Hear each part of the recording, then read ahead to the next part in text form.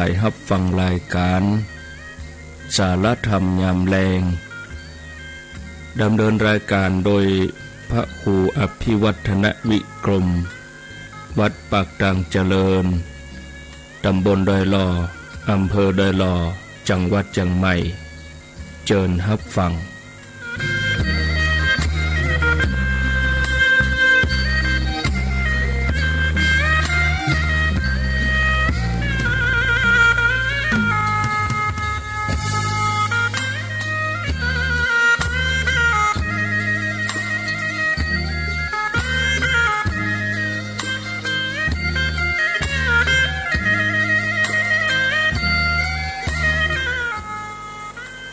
ขอ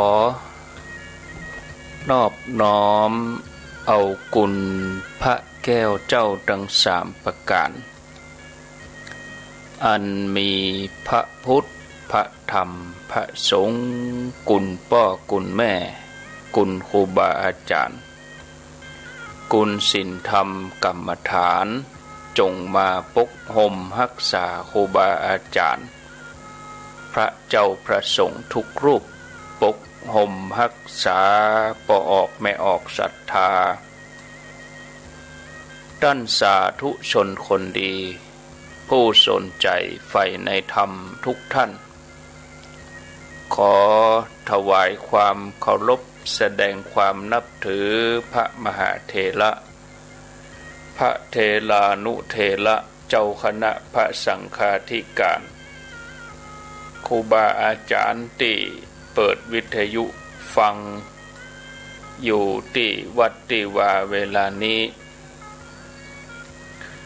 เจริญปอนศรัทธาญาติโยมท่านสาธุชนคนดีผู้สนใจใฝ่ในธรรมทุกท่านขอถวายความเคารพแสดงความนับถือพระมหาเถระพระเถรานุเถระเจ้าคณะพระสังฆาธิการครูบาอาจารย์เจ้าที่เปิดวิทยุฟังจุตนจุองค์บ่ว่าจะเป็นหลวงป่อหลวงลุงตุลุงตุปี่ตุน้องเปื้อนสหธรรมพระสงฆ์ทั้งหลายเจริญปอนป่าอุ้ยแม่อุ้ยนักศีลนักบุญเท่าแก่น้อยใจยิ่งทั้งหลายทุกท่านมาปะกันแล้วเนอมาแล้วมาปะกันแถมแล้วมาปะกันในรายการสารธรรมยามแลงรายการสารธรรมยามแลงประจำวันจันทร์ที่19เดือนเมษายนพุทธศักราช2564วันนี้เป็นวันจันทร์แล้วก็เป็นวันพระเป็นวันศีลเดือน8เหนือ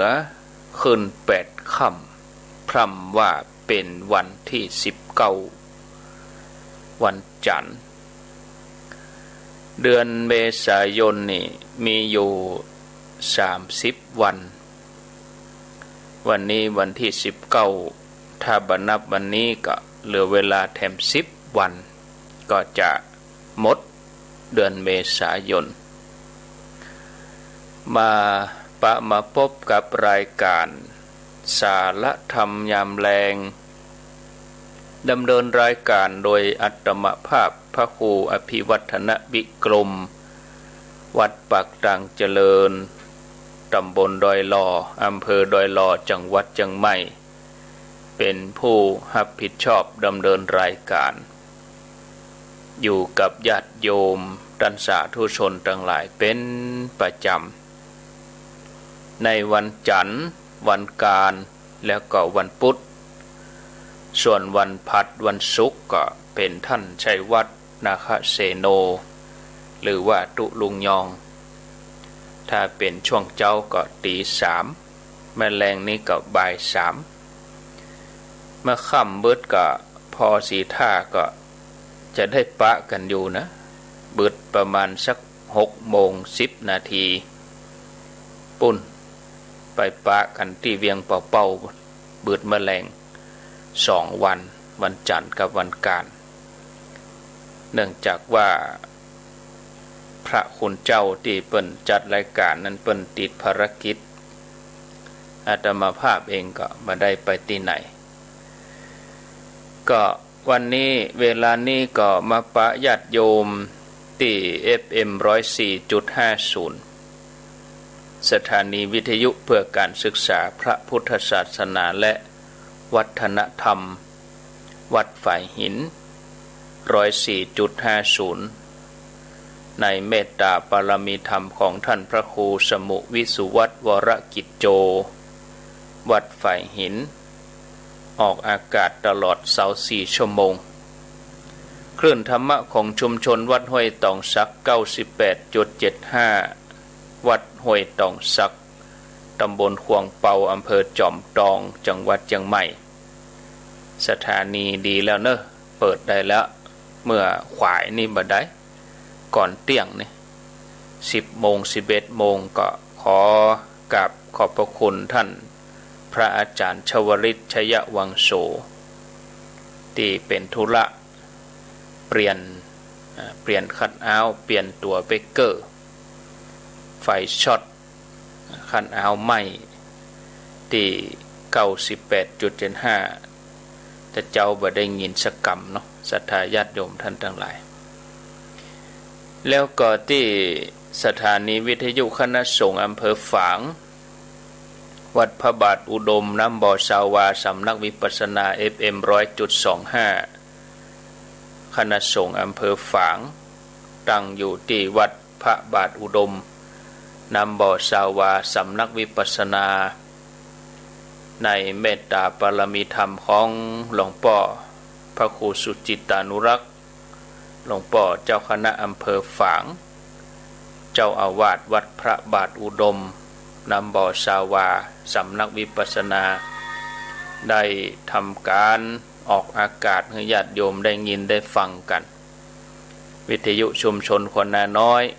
91.50 แล้วก็ที่บ้านทุ่งเรดิโอบ้านทุ่งเรดิโอ 89.50 อำเภอสันปะตองก็ขออนุโมทนาในกุศลและเจตนาของทางสถานีวิทยุทุกคลื่นทุกที่ทุกแห่งที่เปิ่นได้เกาะสัญญาณเชื่อมสัญญาณให้ญาติโยมทั้งหลายได้ยินได้ฟังกันท่านผู้ฟังญาติโยมการแสวงหาความเจริญรุ่งเรืองให้กับชีวิตตึงในภพนี้แล้วก็หลังจากที่ละโลกไปแล้วต้องอาศัยหลักธรรม4 อย่างอันนั้นคือการอยู่ในถิ่นฐานที่เหมาะสม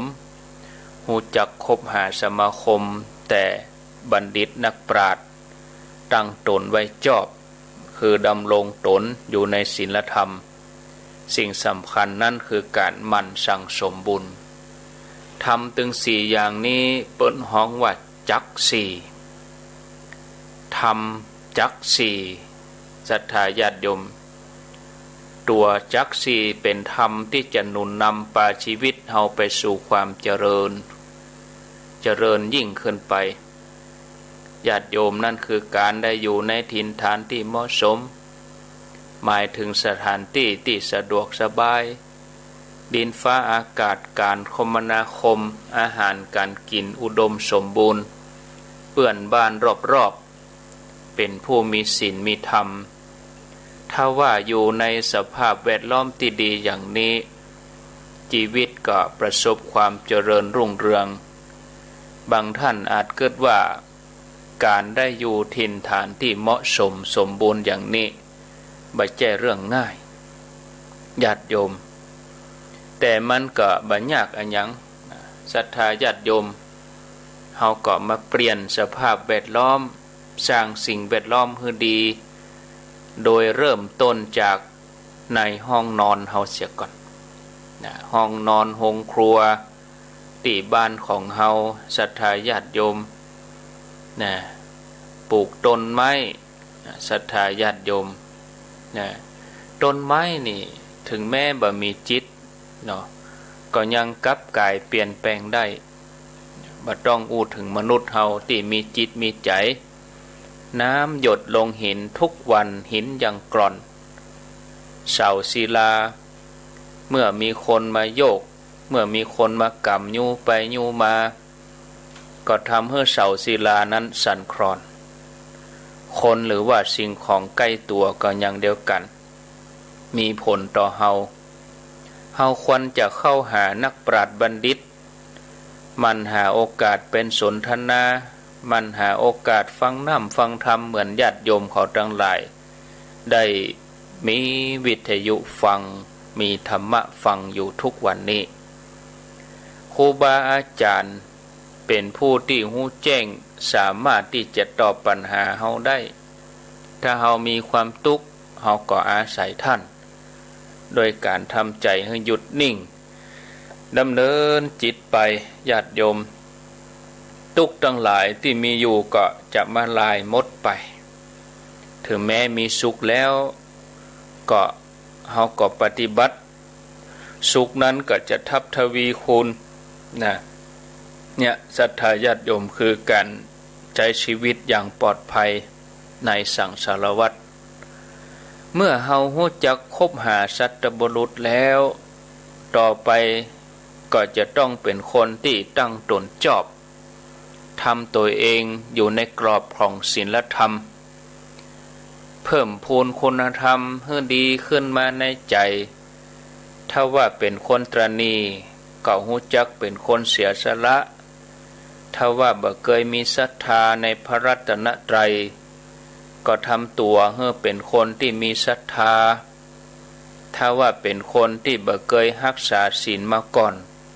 ก็ตั้งตัวเองให้อยู่ในศีลจะเป็นเกราะแก้วคุ้มครองป้องกันให้เฮานั้นบ่ได้ตกอยู่ในอบายเหมือนยังสมัยหนึ่งมีโจรอยู่500 คนโจรถึง500 คนนี่ไปดักจี้ปล้นเจ้าบ้านที่สัญจรไปมาอย่าให้เป็นที่หวาดระแวงของคนแถวนั้นจนกระทั่งทางการส่งเจ้าหน้าที่มาปราบหมู่โจรก็พากันหนีตายเข้าไปในป่าเมื่อหมู่เจ้าหน้าที่ติดตามไล่ลดละต่างก็เกิดความหวาดกลัวต่อมรณภัยบังเอิญโจรนี่ก็ไปพบใส่พระธุดงค์กำลังนั่งสมาธิบำเพ็ญสมณธรรมอยู่ก็เลยเข้าไปขอความช่วยเหลือจากพระธุดงค์เพื่อช่วยเป็นที่เปิ่งในยามตกทุกข์ได้ยากพระธุดงค์หันว่ามหาโจรเหล่านี้ทำผิดกฎหมายบ้านเมืองจะช่วยเหลือด้วยการปกปิดความชั่วหรือว่าช่วยให้รอดพ้นจากความตายก็เป็นอันว่าบ่สมควรเพราะไผทำกรรมอันใดก็ย่อมต้องได้รับผิดตามกฎหมายบ้านเมืองถึงจะถูกต้องยังได้ก็ตามพระธุดงค์หันว่าที่เปิ้งอย่างอื่นในภพหน้านอกจากศีลแล้วจะหาเครื่องต้านทานที่บ่ให้หมู่โจรตกไปในอบายภูมินั่นบ่มีเลยพระธุดงค์ก็เลยให้โอวาทว่าศีลเต้าอั้นจะเป็นที่เปิ้งของท่านทั้งหลายความตายบ่ใช่เรื่องน่ากลัวแต่สิ่งที่น่ากลัวยิ่งกว่านั้นคือการเกิดมาแล้วบ่ได้ทำความดีฉะนั้นก่อนวาระสุดท้ายของชีวิตมาถึงท่านทั้งหลายควรมีศีลเป็นที่เปิ้งศีลจะเป็นบันไดก้าวไปสู่สุคติโลกสวรรค์จากนั้นท่านก็เฮ่อโจรถึงหมดรักษาศีลแล้วก็ตอกย้ำเฮ่อรักษาศีลยิ่งชีวิตอย่ามีจิต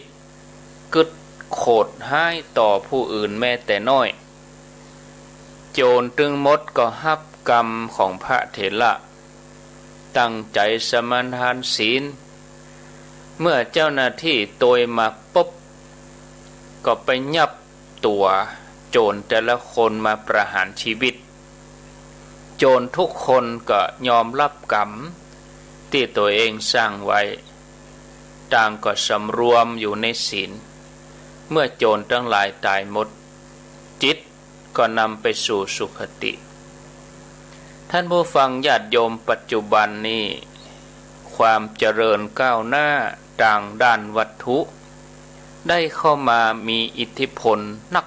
ต่อชีวิตประจำวันของหมู่เฮาเจ้าข้าทั้งหลายแม้ความสะดวกสบายจะเพิ่มนักขึ้นแต่ธรรมะในใจ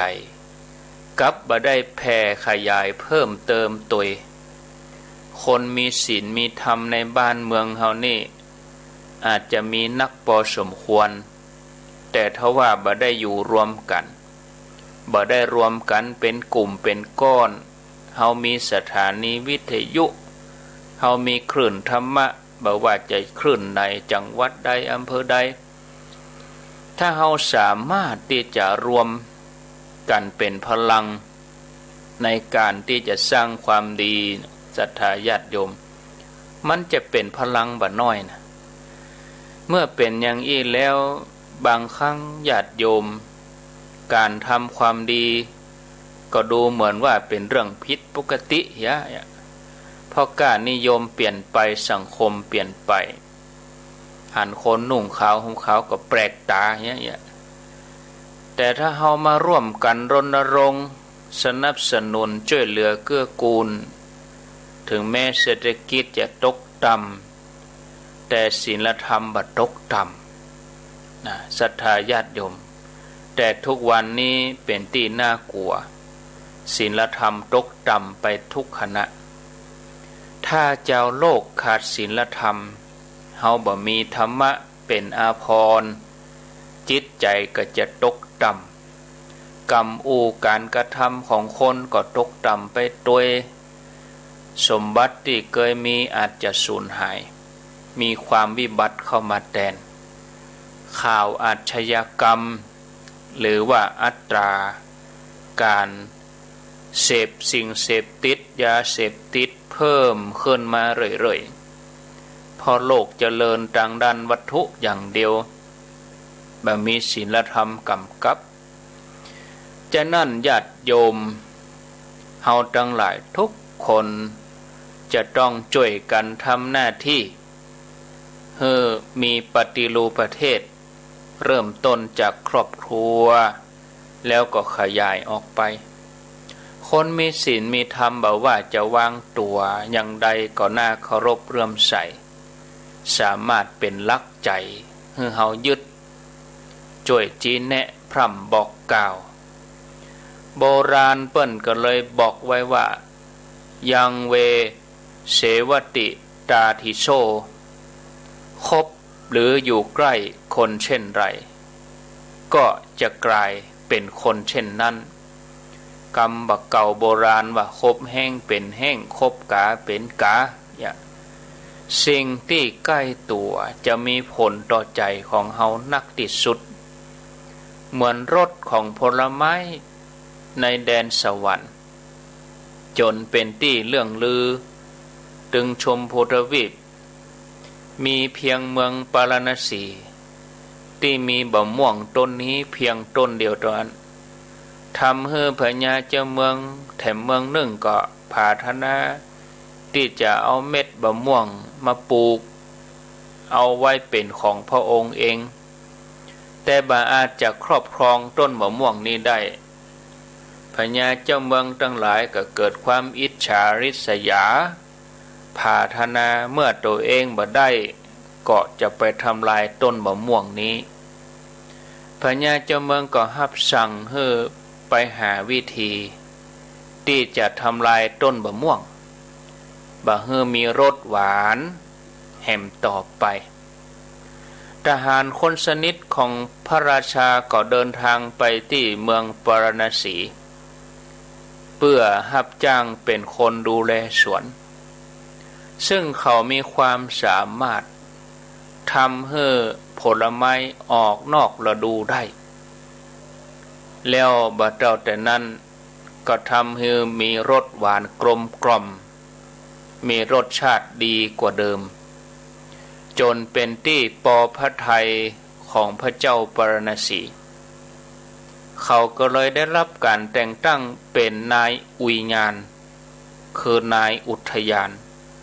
คนดูแลสวนแต่เพียงผู้เดียวเมื่อได้รับความไว้วางใจได้เฝ้าสวนแล้วเขาก็ตั้งใจที่จะทำลายต้นมะม่วงคนเฮามีแผนการ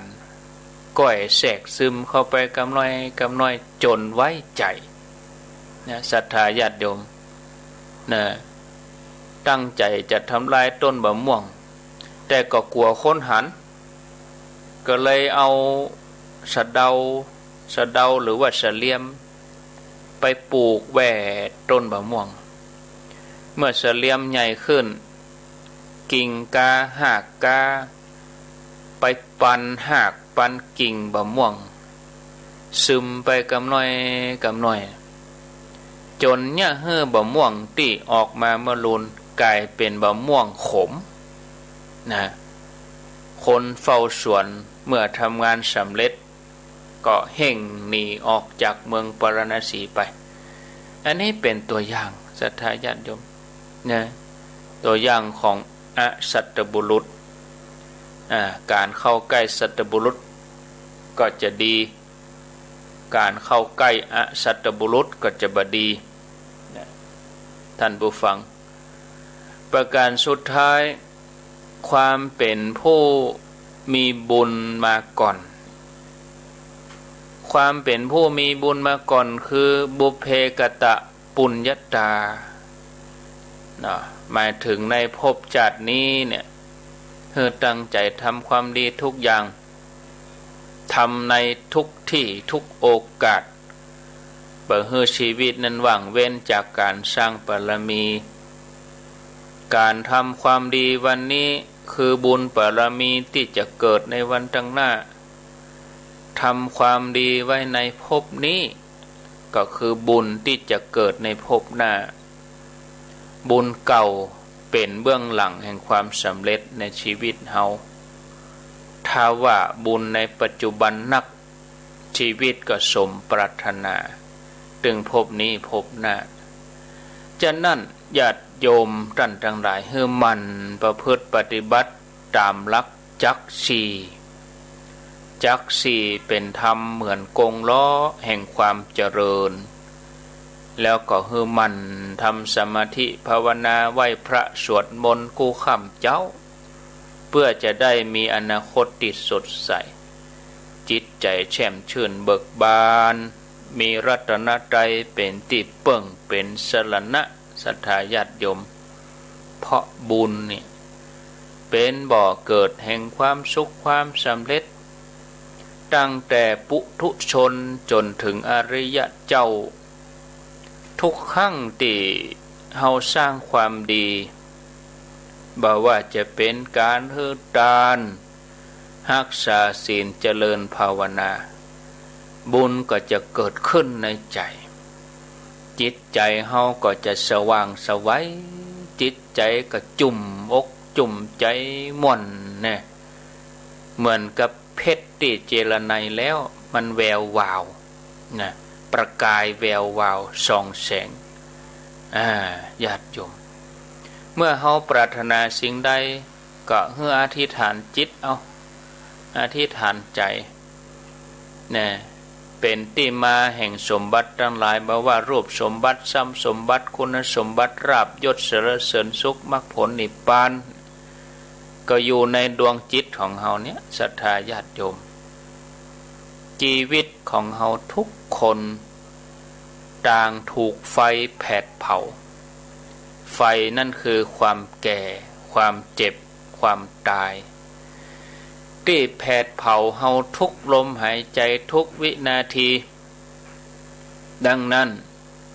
องค์พระสัมมาสัมพุทธเจ้าพระองค์ตรัสสอนให้เฮาทำความดี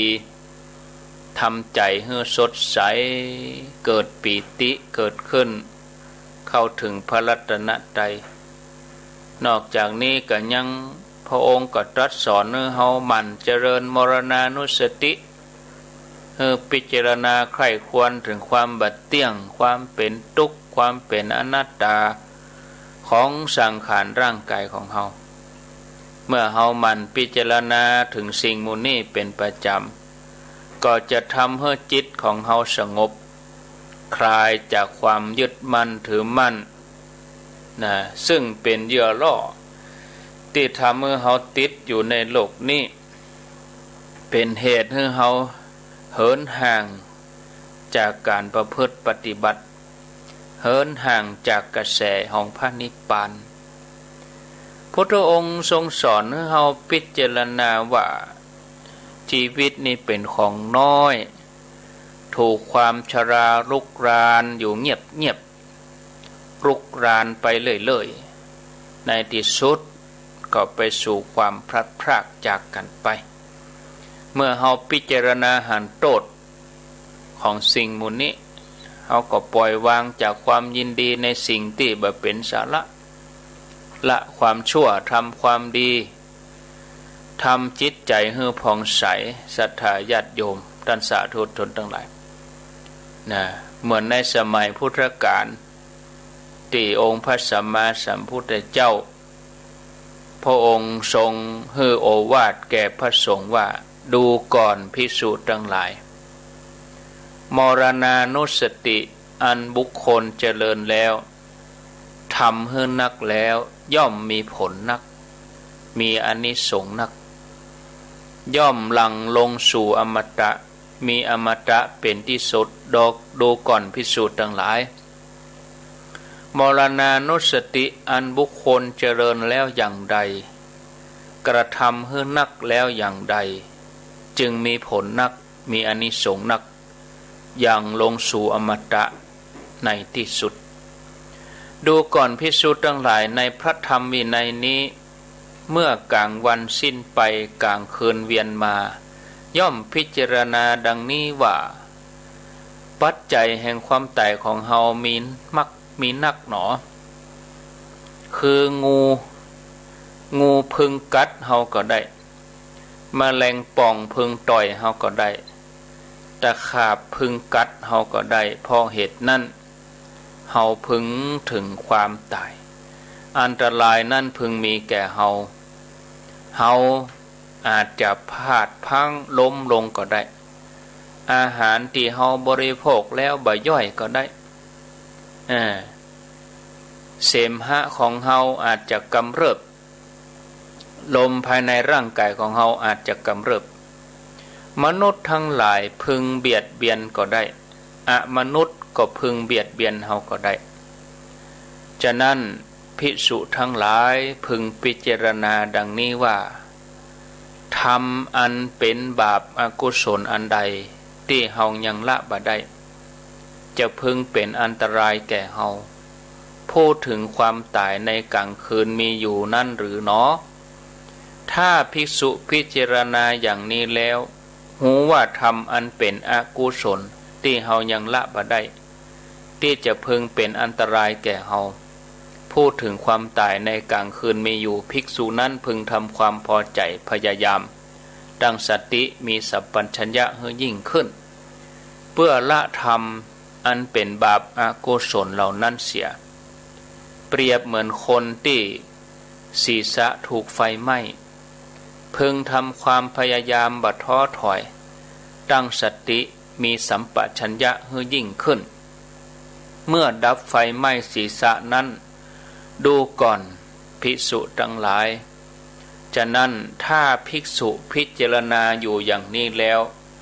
หูว่าทำอันเป็นบาปอกุศลที่เฮายังละบ่ได้ที่จะเป็นอันตรายแก่เฮาผู้เข้าถึงความตายในกลางคืนบ่มี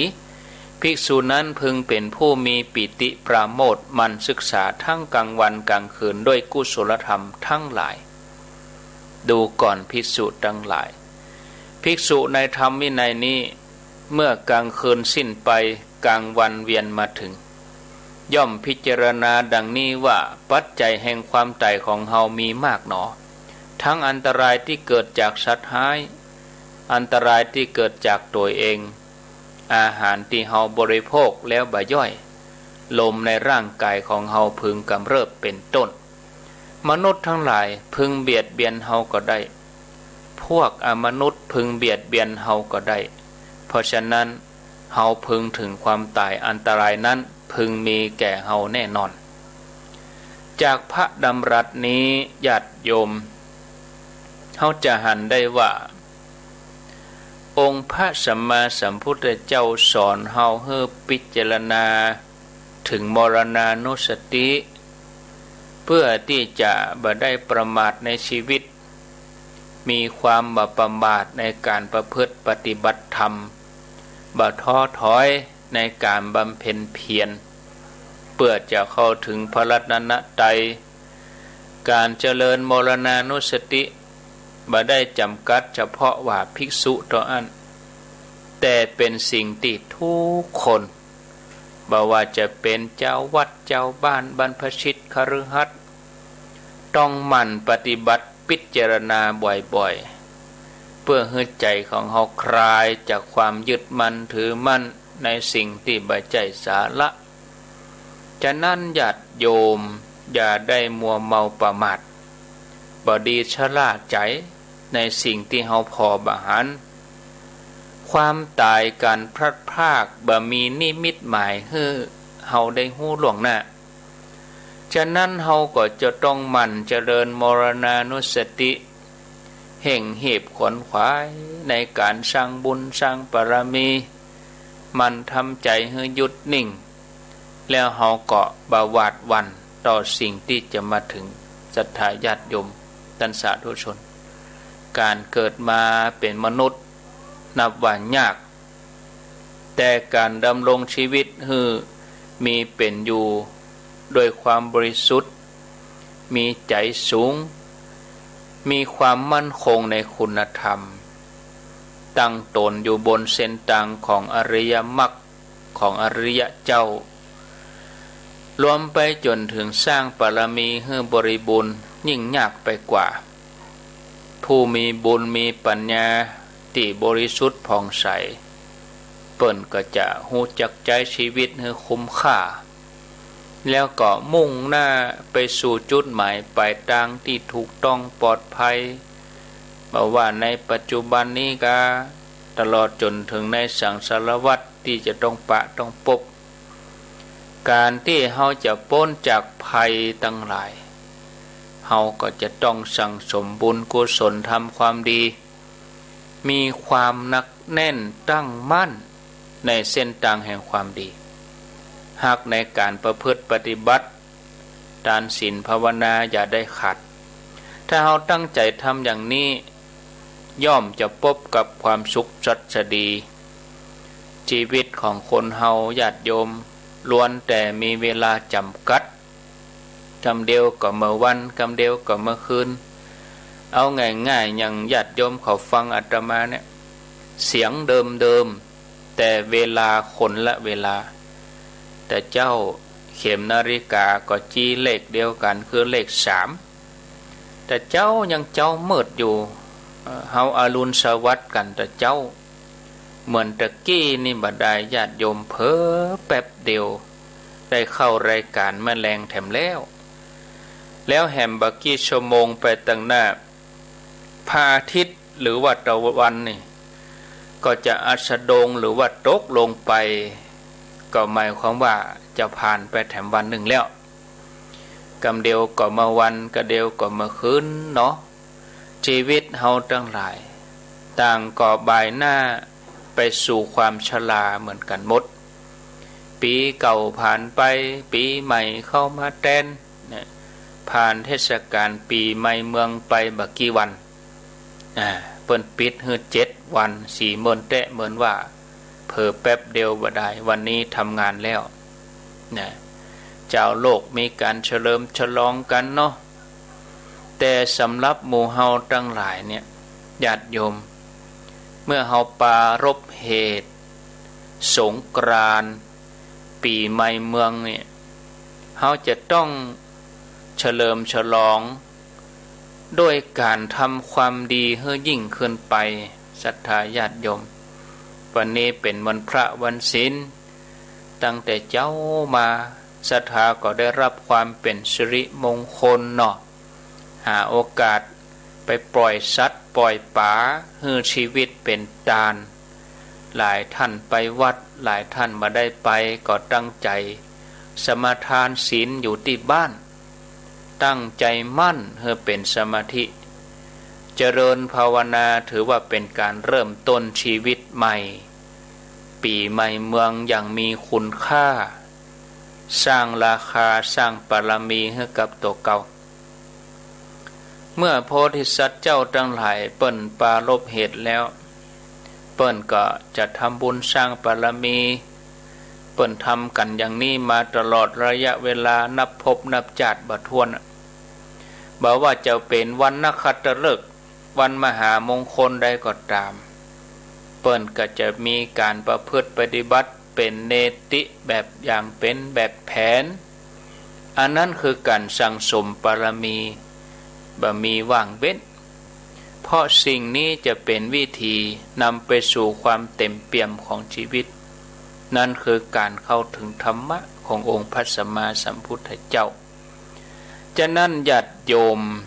หมู่ศรัทธาเฮาทั้งหลายในวาระปีใหม่เมืองผ่านไปบัดเดี๋ยวนี้เฮาก็ได้อายุใหม่อายุไขนับวงรอบใหม่ปีใหม่เมืองนี่นะสังขารล่องไปปีใหม่มาเฮาควรจะมาพิจารณาบารมีของเฮาว่าเฮามีข้อใดที่บกพร่องเฮาจะเติมเต็มข้อใดถึง10ข้อเนี่ยดานะบารมีศีลบารมีเนกขัมมะบารมีปัญญาบารมีวิริยะบารมี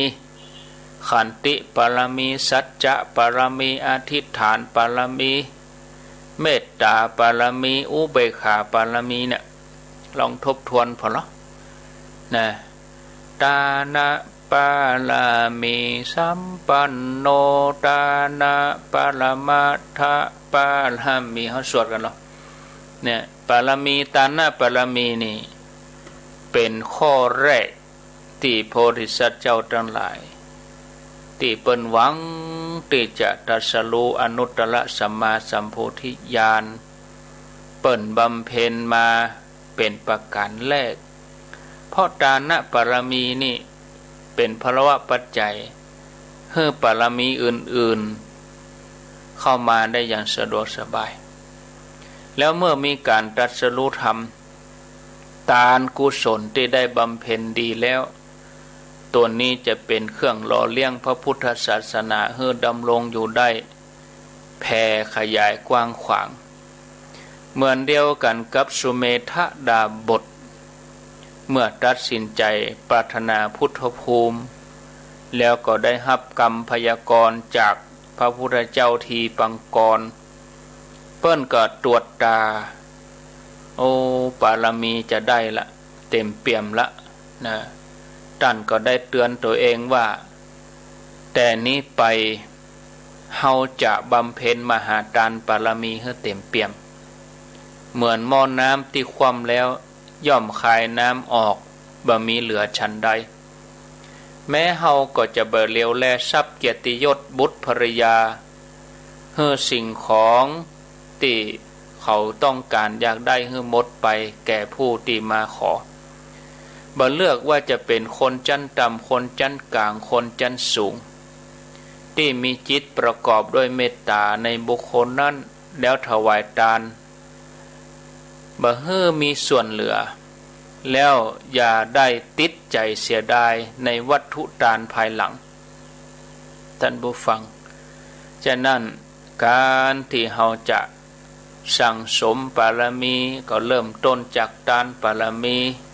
คือการฮื้อแล้วก็มีศีลบารมีควรจะทำให้เต็มเปี่ยมควรรักษาศีลให้บริสุทธิ์ศรัทธาญาติโยมระมัดระวังเหมือนนกต้อยตีวิตที่รักษาไข่เหมือนจามรีที่รักษาขนเพราะเมื่อห่างของจามรีไปติดข้องที่ใดก็ตาม แต่ยอมตายในที่นั้นบ่ยอมให้ห่างนั้นลุดลุ่ยหมู่เฮาก็ควรรักษาศีลให้บริสุทธิ์ดุจจามรีรักษาขนหางในคัมมะปรมีเฮาหาโอกาสหาโอกาสที่จะมาประพฤติปฏิบัติธรรมวันอาทิตย์วันหยุดสุดสัปดาห์วันเกิดก็ดีวันพระก็ดีหากมีเวลาควรหาโอกาสปฏิบัติธรรมรวมกันในครอบครัว3 คน4 คนเป็นการเพิ่มพูนกำลังใจให้แก่กันและกันเป็นการเฉลี่ยบุญทำให้เกิดพลังในการหู้แจ้งศรัทธาญาติโยมส่วนโยมพ่อใจก็อาจจะมีโอกาสออกบวชเพิ่มพูนเนกขัมมะโยมบุสุภาพสตรีเนกขัมมะนั้นนุ่งขาววันนี้วันศีลปฏิบัติเถอะญาติโยมรักษาศีลรักษาเฮาเนกขัมมะทำให้เฮารอดพ้นจากโควิดก็คนนุ่งขาวห่มขาววันนี้วันศีลเฮาลดละมันก็ปลอดภัยจากโควิดกะแต่ถ้าเฮาไปเอี่ยวไปกินไปเล่นมันก็ปลอดภัยนะจากนั้นเฮาควรหาโอกาสเข้าหาผู้ฮู้สนทนานักปราชญ์ที่เปิ้นจะจี้แนะบอกตังคือเฮาไปตังดีโดยการศึกษาธรรมะฟังเทศน์ฟังธรรมอย่างญาติโยมเขาฟังรายการวิทยุนี่ก็เป็นปัญญาปรมีนะที่เฮากูคนควรหาเวลาที่จะมาฟังแล้วก็ทำความเข้าใจให้ดีตัวนี้ก็จะได้เป็นอุปนิสัยติดตัวเฮาวิริยะปรมีนอกจากมันที่จะสร้างสติปัญญาแล้วก็มีความเปลี่ยนฝึกฝนจิตใจให้หยุดนิ่งสม่ำเสมอถือว่าเป็นกิจวัตรประจำวันเพราะคนจะล่วงทุกข์ได้ต้องอาศัยความเปลี่ยนวิริเยนะทุกขมัจเจติคนเฮาจะล่วงทุกข์ได้ด้วยความเปลี่ยนขันติปรมีเป็นคุณธรรมที่ควรมีในใจขันติคือความอดทนต่ออันเป็นคุณเครื่องทำให้บรรลุวัตถุประสงค์ของชีวิตเพราะความอดทนเป็นตบะเป็นเครื่องเผากิเลสธรรมดาแผ่นดินย่อมทนต่อสิ่งที่เขาทิ้งสะอาดผ่องบ่สะอาดผ่องแผ่นดินบ่เคยเครียดแค้นบ่เคยขุ่นมัวฉันใดโมเฮาควรฝึกใจตัวเองให้เป็นผู้มีความอดทนต่อการกระทบกระทั่งต่อสิ่งที่มายั่วยุยั่วยวนหากทำได้อย่างนี้ก้าวไปสู่จุดหมายปลายทางได้อย่างแน่นอนสัจจะปรมีนอกจากนี้ควรฝึกตัวเองให้เป็นผู้ที่มีวาจาสัตย์กำอู้เป็นหนึ่งบ่เป็นสองเหมือนดาวประกายพฤกษ์ที่มีความเที่ยงตรงบ่โคจรแวะเวียนไปตั้งนอกบ่ว่าจะเวลาหรือว่าฤดูกาลใดก็บ่ควรจะเฉยไฉออกไปนอกควรจะซื่อตรงเมื่อถึงเวลาประพฤติปฏิบัติใจก็มุ่งตรงต่อการเข้าถึงธรรมะเข้าถึงรัตนตรัยมีสัจจะต่อตัวเองอธิษฐานปรมีทุกครั้งที่ทำบุญให้มันอธิษฐานจิตในสิ่งที่ตัวเองปรารถนาอันประกอบด้วยกุศลในสิ่งที่เป็นไปเพื่อการบรรลุมรรคผลนิพพานให้อธิษฐานอย่างนี้ทำเป็นประจำทำบ่อยๆใจของเฮาก็จะปักแน่นบ่หลงไหลไปในทางของพยามารเมตตาปรมีเป็นสิ่งที่นักสร้างปรมีผู้หวังยกตนแล้วก็สรรพสัตว์ทั้งหลายขึ้นสู่ฝั่งนิพพานต้องทำให้เกิดขึ้นในกมลสันดานโพธิสัตว์เจ้าที่เปิ้นหันทุกข์หันโทษในวัฏสงสารในโลกนี้เปิ้นก็ประกอบด้วยมหากรุณามีความเมตตาปรารถนาดีที่เต็มเปี่ยมที่จะช่วยเหลือผู้อื่นให้พ้นจากทุกข์ท่านอุปมาไว้ว่า ธรรมดาน้ำย่อมแผ่ความเย็นไปให้คนดีแล้วก็คนเลวเสมอกันน้ำย่อมชะล้างมลทินคือธุลีออกได้ชั้นใดแม้เราตัวเฮาก็จงเจริญเมตตาให้สม่ำเสมอไปถึงคนที่เกื้อกูลแล้วบ่ได้เกื้อกูลปรมีอันสุดท้ายนั่นคือโอเบกขาปรมีคือการรู้จักวางใจเป็นกลางบ่ยินดียินร้ายในโลกธรรมบ่เลือกที่ฮักบ่พรักที่จังรู้จักทำตัวเหมือนแผ่นดินที่หนักแน่นวางเฉยต่อของที่บ่สะอาดและสะอาดที่เขาทิ้งเว้นขาดจากความโกรธแล้วก็ยินดีต่อสิ่งทั้งสองแม้หมู่เฮาทั้งหลายก็ควรจะฝึกให้ตัวเองเป็นคนหนักแน่นนิ่งเหมือนแผ่นดินผู้เป็นอุเบกขาธรรมอยู่ในใจจงรักษาใจให้เป็นกลางปล่อยวางให้ได้หยุดนิ่งให้ดีใจจะปลดปล่อยจากสรรพสิ่งออกนอกตัวได้อย่างสบายย้อนปิกมาตั้งอยู่ติดจิตตัวเองทำให้เฮาได้พบแหล่งกำเนิดความสุขอันนั้นก็คือ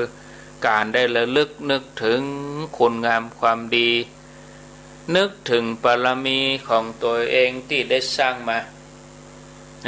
เฮาได้ทำมาเริ่มต้นชีวิตด้วยการสร้างบารมีให้ยิ่งขึ้นไปหลายปีดีดักที่ผ่านมาก็ให้ทำต่อไปจนกว่านาทีสุดท้ายของชีวิตมาถึงเป็นไปเพื่อการสั่งสมบารมีเพื่อให้เข้าถึงธรรมทุกคนศรัทธาญาติโยมทั้งหลายพอเวลาแล้วก็3:49ก็ตีเป็นว่า3:50ก็แล้วกันไปจะได้ชั่วโมงนั่นน่ะญาติโยมเผลอกำเดียวบ่ได้จะชั่วโมงแล้วอะแป๊บเดียวน่ะก็เดี๋ยวเฮาไปต่อกันชั่วโมงที่2แถมกำเนาะต่อไปนี้ก็จะลองฟังญาติโยมพอก่อนว่าอยู่ที่ไหนตังใดวันนี้แดดเนาะที่โดยรอนี่แดดดีซักผ้านี่เหมาะขนาดญาติโยมทั้งหลายแดดดีแดดจ้าเลยฝนบ่มีเมฆบ่มีฟ้าใสญาติโยมฟ้าเป่งเนาะพอไปตังใดก็ลงหันดอยหันหยังม่วนตาเนาะหน้านี้นะหมอกควันก็บ่มีแล้วควรปิด PM 2.5 นี่ก็มีละฟ้าเป่งใสศรัทธาญาติโยมพอไปตังใดก็ม่วนนะฟังวิทยุก็ม่วนนะฟังธรรมะก็ม่วนใจไปเจ้า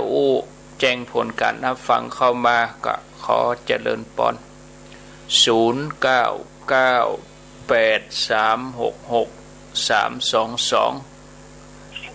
เจริญปอนเจ้าโทรจากที่ไหนวันนี้ขอเป็นเบอร์1เลิกแม่ยินให้ขินแม่แต่งเจ้าเกลือบัดตานเพิ่นตะเกลือ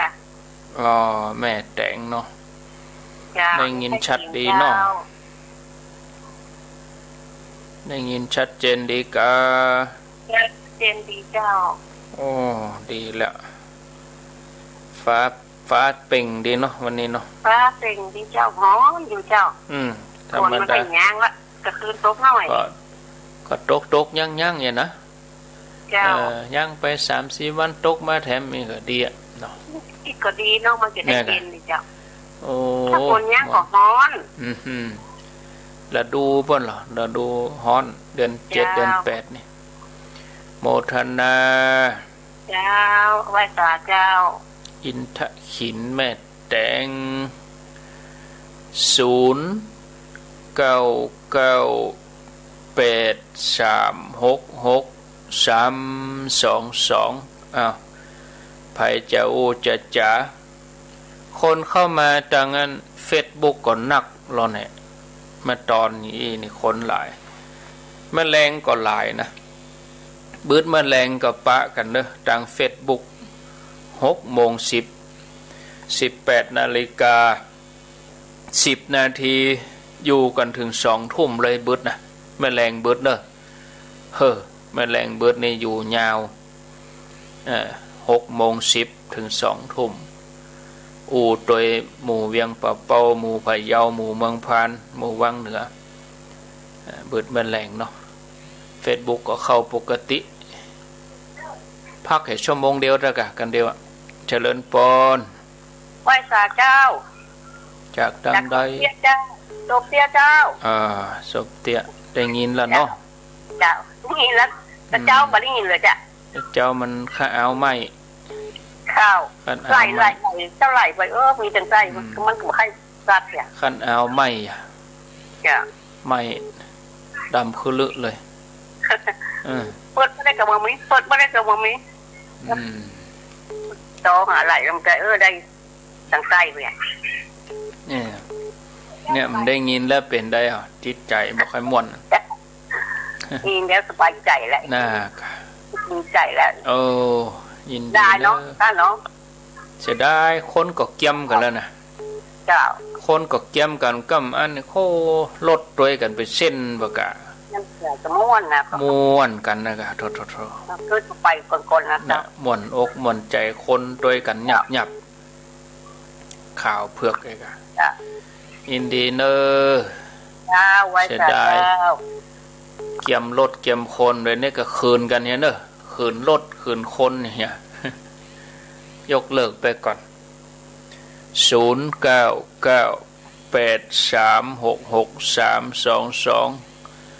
0998366322เจริญปอนเจ้าไหว้พระเจ้าจากดังใดจากพระจบหมู่สิบเจ้าจากจบแม่ดวงปันกะเจ้าแม่ดวงปันฟังแทบสมม่วนแรงมากะดูต่างฟังเนาะเจ้าแรงมันแทบฟังเจ้าชัดเจนดีกว่าชัดเจนดีเจ้ายินดีเนอเจ้าไว้แต่เจ้าแต่โจกแม่หลวงปันโดยรอเขาเนี่ยเจริญปนไว้แต่เจ้าจากติดโดยสุเทพตินโดยว่าจะได้เจ้าให้ถามท่านว่าเรื่องแรกตะกี้ที่เปิ้ลแทรกซึมเข้ามาเป็นคนดูแลสวนมะม่วงนั่นนะเจ้าแสดงว่าเปิ้ลต้องทำตัวให้เป็นที่น่าไว้วางใจนะเจ้าต้องขนาดนักเลยล่ะเจ้าอันต่อมันก็เป็นการสอนเพื่อผู้ที่มีเปิ้ลน้องว่าอย่างมีหน้าที่ที่จะต้องดูแลคนเรื่องใหญ่เรื่องโตนี่ต้องทำจิตใจให้หนักแน่นต้องรอบคอบต้องรอบคอบหนักแน่นต้องรอบคอบหนักแน่นแต่คนที่เปิ้ลเด็กแทรกซึมมาเปิ้ลก็ทำตัวได้เขาเก่งกลมกลืนเจ้าแล้วจะใจให้เขารู้ว่าเปิ้ลมาไม้นั้นเนี่ยเจ้าอันนี้โตยากเหมือนกันนะบางทีเผื่อหูปวดโทษเจ้าเพื่อหูก่อนประเดี๋ยวที่เรื่องเลยมาหลายปีเจ้าแล้วการแก้ไขมันก็คงยุ่งยากมันจะแก้ไขได้กับเจ้าเนี่ยต้องพอสังเกตกะถ้าเขาเอะใจเขาก็ต้องใบใจอันละก็อย่างเจ้า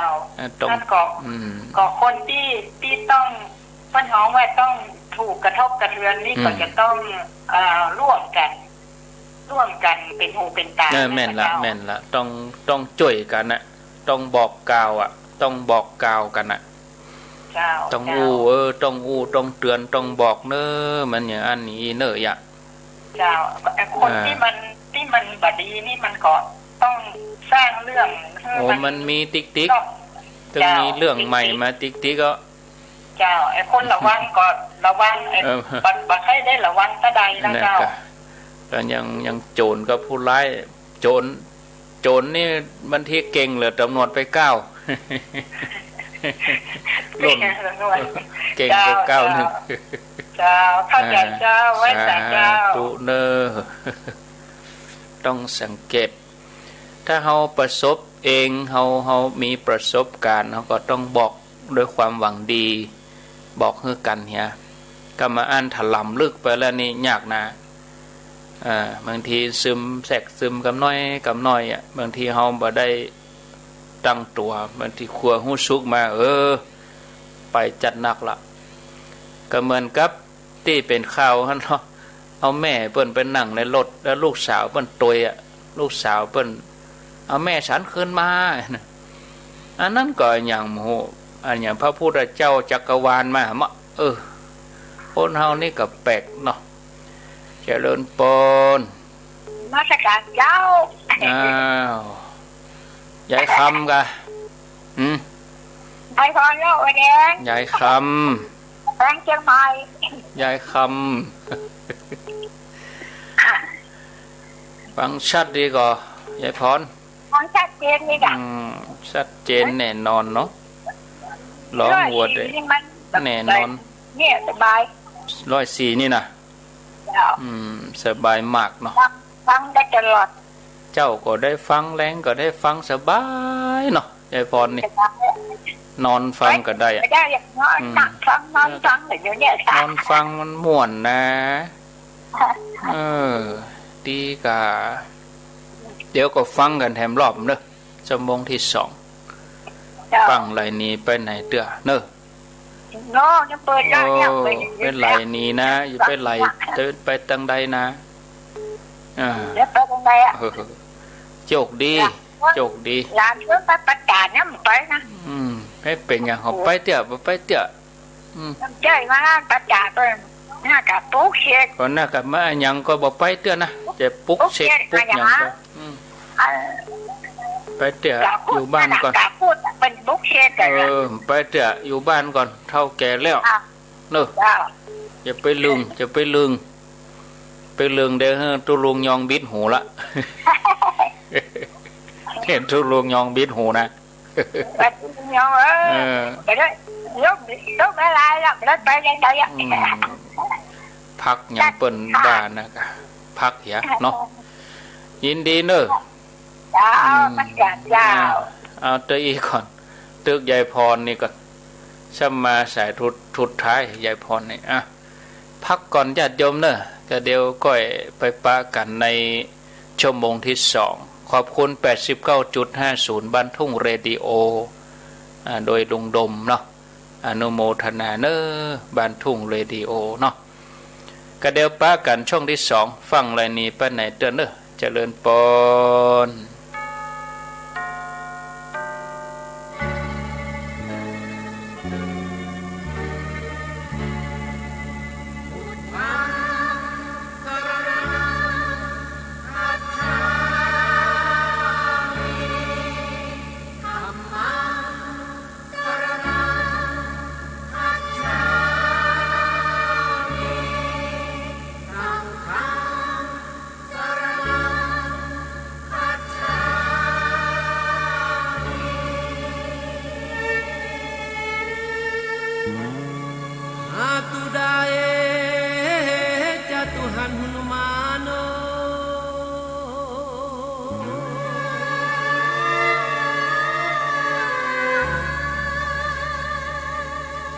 เทวตามิโน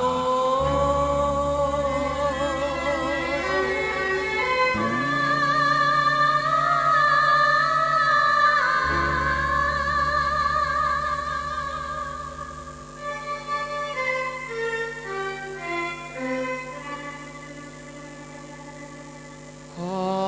วอนพระองค์ช่วยปลดปลงไฟโลกีขอบารมีช่วยดับไฟในใจคนกำลังลามเผาไหม้ใจมนุษย์ไม่ลุกโชนพุทธังสารนังคัจฉามิกำลังลามเผาไหม้ใจมนุษย์ไม่ลุกโชนพุทธังสารนังคัจฉามิทังสารนังคัจฉามิ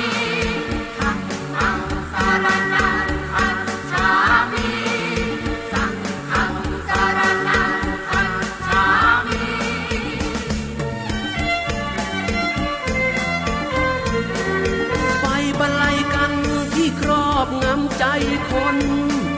ทำให้ลืมตนคิดฆ่าแกล้งกันตายมุ่งแต่จะทำชั่วร้ายสร้างความงมงายจนลุ่มหลงชนชาวไทยที่มีเมตตาอารีวอนบารมีที่เป็นที่พึ่งสูงส่ง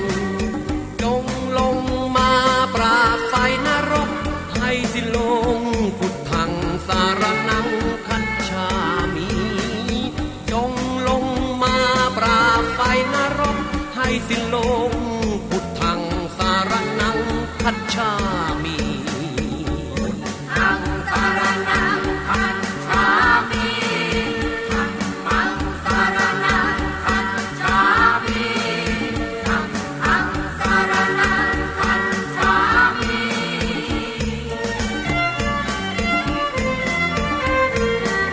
ไฟบรรลัยกันที่ครอบงำใจคนทำให้ลืมตนคิดฆ่าแกล้งกันตายมุ่งแต่จะทำชั่วร้ายสร้างความงมงายจนลุ่มหลงชนชาวไทยที่มีเมตตาอารีวอนบารมีที่เป็นที่พึ่งสูงส่งจงลงมาปราบไฟนรกให้สิ้นลงพุทธังสารนังคัจฉามิจงลงมาปราบไฟนรกให้สิ้นลงพุทธังสารนังคัจฉามิพุทธังสารนังคัจฉามิธัมมังสารนังคัจฉามิสังฆังสารนังคัจฉามิ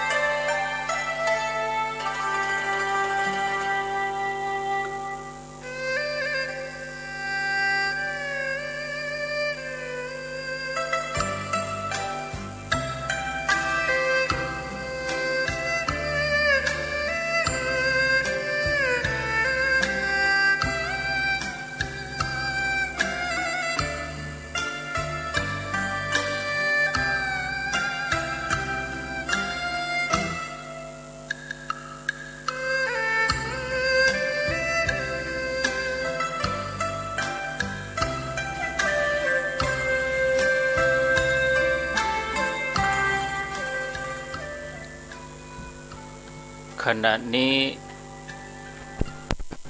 ะนี้เวลา 16 นาฬิกากับ5 นาทีบ่าย 4 โมงกับ5 นาทีท่านผู้ฟังกำลังรับฟังรายการสารธรรมยามแลงดำเนินรายการโดยอัตมภะพระครูอภิวัฒนวิกรมวัดปากดังเจริญตำบลดอยหล่ออำเภอดอยหล่อจังหวัดเชียงใหม่อยู่เป็นกู้เป็นกิมศรัทธาญาติโยมทั้งหลายยามที่ต้องอยู่บ้านเป็นส่วนใหญ่หลายท่านก็บ่ได้ไปที่ไหนตั้งใดเนาะโรงเรียนก็ปิดอยู่กับลูกกับหลานบางท่านก็ทำงานอยู่ที่บ้านอยู่ที่ร้านบางท่านก็เป็นคนไข้ติดบ้านติดเตียงบางท่านก็เป็นวัยทำงานไปตัวยฟังรายการธรรมะไปตัวยก็อนุโมทนาสรรพสัตว์สรรพสิ่งทั้งหลายในโลกนี้ล้วนมีการเปลี่ยนแปลงไปตามกาลเวลาเหมือนดอกไม้ต้นไม้ ตอนที่เป็นต้นน้อยๆบำเบินบานานก็จะเริ่มเติบโตเอาง่ายๆอย่างหญ้าเนี่ยศรัทธาญาติโยมช่วงก่อนฝนตกนี่แห้งนะพอไปตั้งใดก็แห้งหมดฝนตกมาแต่ว่าวันซื้อนี่525เขียวบื้อเดี๋ยวนี้โอ้พอไปตั้งใดก็หญ้าขึ้นโวยนี่โอ้หญ้าขึ้นนักศรัทธาญาติโยมทั้งหลายต้นไม้ก็เจริญเติบโตแตกใบแผ่กิ่งก้านสาขาผลิดอกออกหน่วยเนาะคือความสดชื่นแก่ทุกชีวิตแต่บำเมินบานานดอกไม้ที่ห่อหันสวยงามก็เหี่ยวแห้งร่วงโรยไปตามกาลเวลาสังขารร่างกายเฮาก็อย่างเดียวกันญาติโยมถูกความแก่ความเจ็บเคลือบคลานเข้ามาทุกขณะทำให้เกิดการเปลี่ยนแปลงทุกวินาทีทุกลมหายใจโดยที่เฮาเองต้องมันสังเกตมันพิจารณาบางทีเฮาก็สังเกตบ่ออกเนาะจนผ่านไประยะ5 ปีผ่านไป10 ปีผ่านไป20 ปีผ่านไปจนถึงฮอดปัจจุบันนี้เฮาก็ทบทวนในชีวิตที่ผ่านมาเฮาถึงจะรู้ว่าการเวลานี่มีการเปลี่ยนแปลงต่อเนื่องฉะนั้นเฮาก็บ่ควรประมาทในชีวิตเฮาควรจะใช้ชีวิตที่ผ่านไปนั่นเป็นสาระมุ่งประพฤติปฏิบัติพระองค์ได้ตรัสไว้ในสูตรหนึ่งตั้งอยู่ในมัชฌิมานิกายมูลปนาต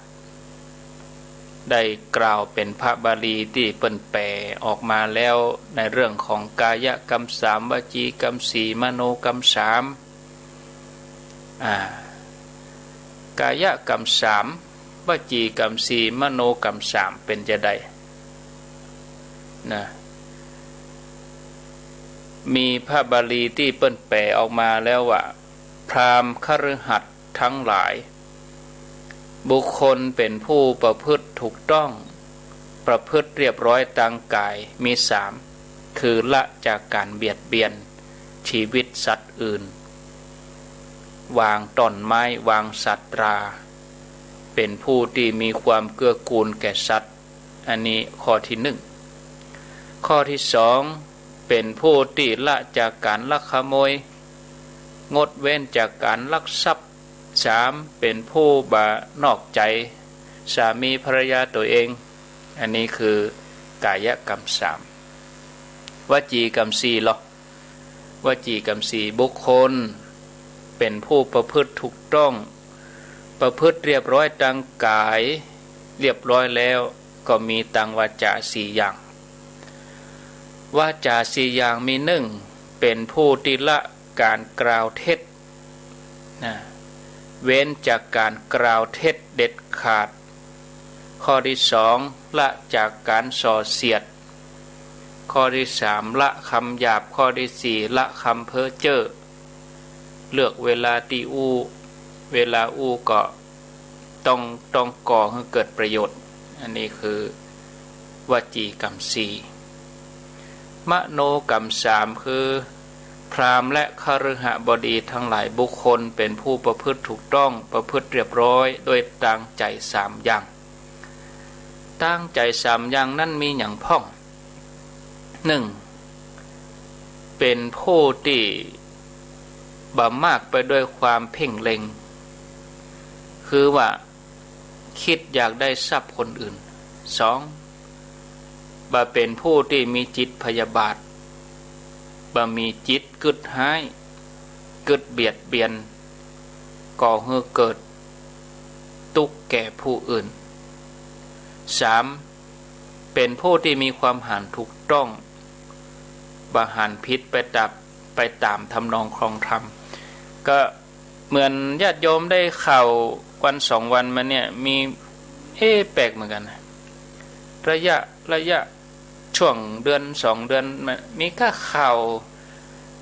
นักเนาะศรัทธาญาติโยมข่าวเกี่ยวกับลัทธิคำสอนอะไรอย่างขึ้นมาน่ะอันก่อนนั่นก็อะไรอย่างอ่ะ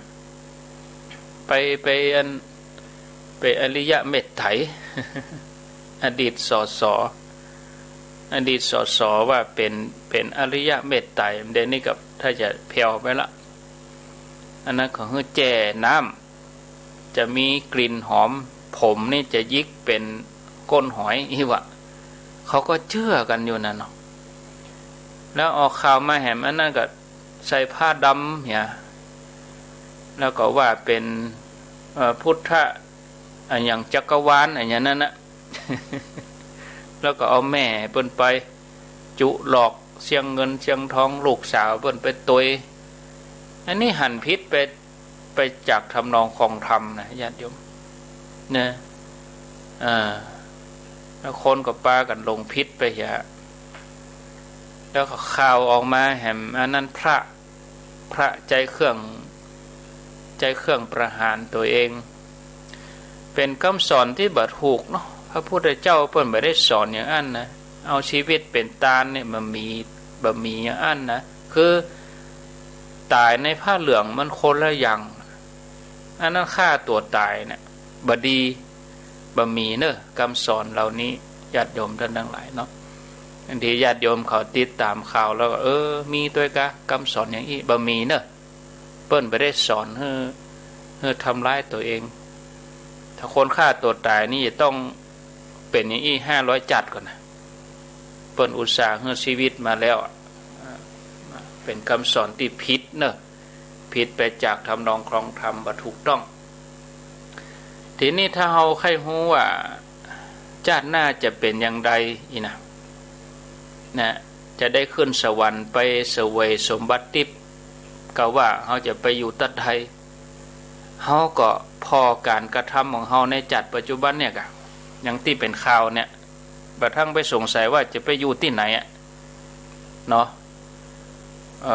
การกระทำของตัวเองในจัดปัจจุบันเนี่ยทุกอย่างที่ในโลกเนี่ยมันก็จะเป็นเหตุเป็นปัจจัยผลักดันเป็นผลเกี่ยวโยงเกี่ยวเนื่องกันเนาะบ่มีสิ่งใดที่บ่มีความสัมพันธ์กันความสุขเกิดจากการที่เฮาเป็นผู้ที่สั่งสมบุญไว้ดีแล้วก็ความทุกข์ก็เป็นผลจากการที่เฮาทำอกุศลถ้าเฮาปรารถนาความสุขเฮาก็บ่ชอบความทุกข์เฮาเกลียดชังความทุกข์เฮาก็บ่ควรที่จะไปทำอกุศลพระองค์สอนให้เฮาฮักบุญกลัวบาปเนี่ยถ้าบุญในตัวเฮามีความทุกข์มันก็ลดน้อยถ้าอกุศลในตัวเฮานักเฮาก็ประสบความทุกข์ถึงกายถึงใจเมื่อเฮารู้จักหลักวิชาที่จะบ่ให้เกิดทุกข์เฮาก็ควรปฏิบัติตามแนวทางพระพุทธศาสนานั่นคือละชั่วทำดีแล้วก็ทำจิตใจให้ผ่องใสอันเนี้ยหลักสำคัญของเปิ้นน่ะหลักใหญ่ใจความคือละชั่วทำดีทำจิตใจให้ผ่องใสถ้าใจของเฮาผ่องใสเฮาก็จะกึดดีอูดีทำดีถ้าใจบ่ผ่องใสแล้วก็แรงที่มาของความคิดบ่ได้บริสุทธิ์ก็จะทำให้ความคิดกรรมอูการกระทำบ่ได้บริสุทธิ์ไปตัวเนาะความสุขความสำเร็จย่อมบ่เกิดขึ้นกรรมอูที่ผ่านมาจากลมหายใจออกจากตัวเฮาแล้วก็ไปประสานกับบรรยากาศภายนอกบรรยากาศภายนอกมันเกี่ยวโยงกับคนกับสัตว์สิ่งของกับต้นไม้กับสปะหรอรวมไปจนถึงโลกหมดไอ้เด้อนะมันก็บ่ได้บริสุทธิ์ไปตัวบางท่านว่าคนเฮาถ้าจิตใจดีอากาศดีแน่นอนกะถ้าคนจิตใจบ่ดีมันก็สร้างมลพิษ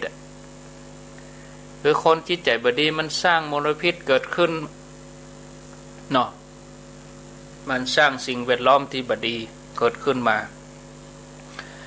พระองค์ทรงชี้ให้หันว่า ยุคใดสมัยใด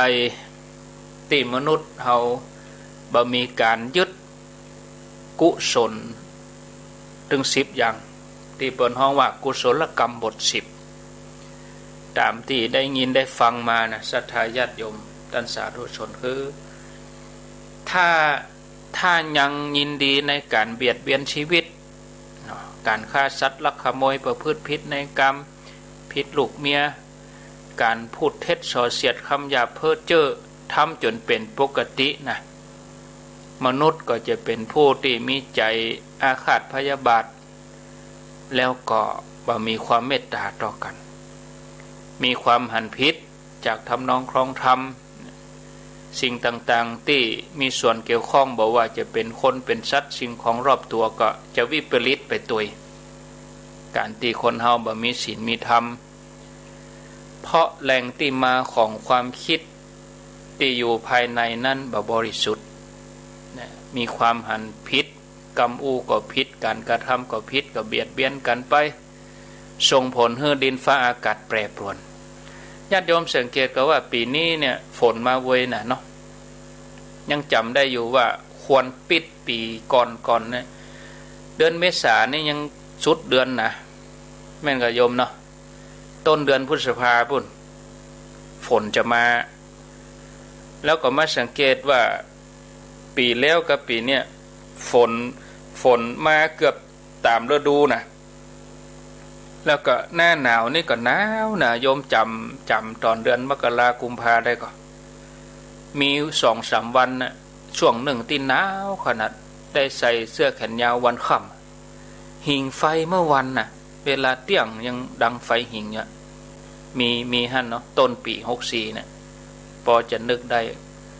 อันนี้ก็แสดงว่าธรรมชาติเปิ้นปรับความสมดุลถ้ามนุษย์เฮาหยุดทุกอย่างสภาพแวดล้อมนี่สำคัญนะศรัทธาญาติโยม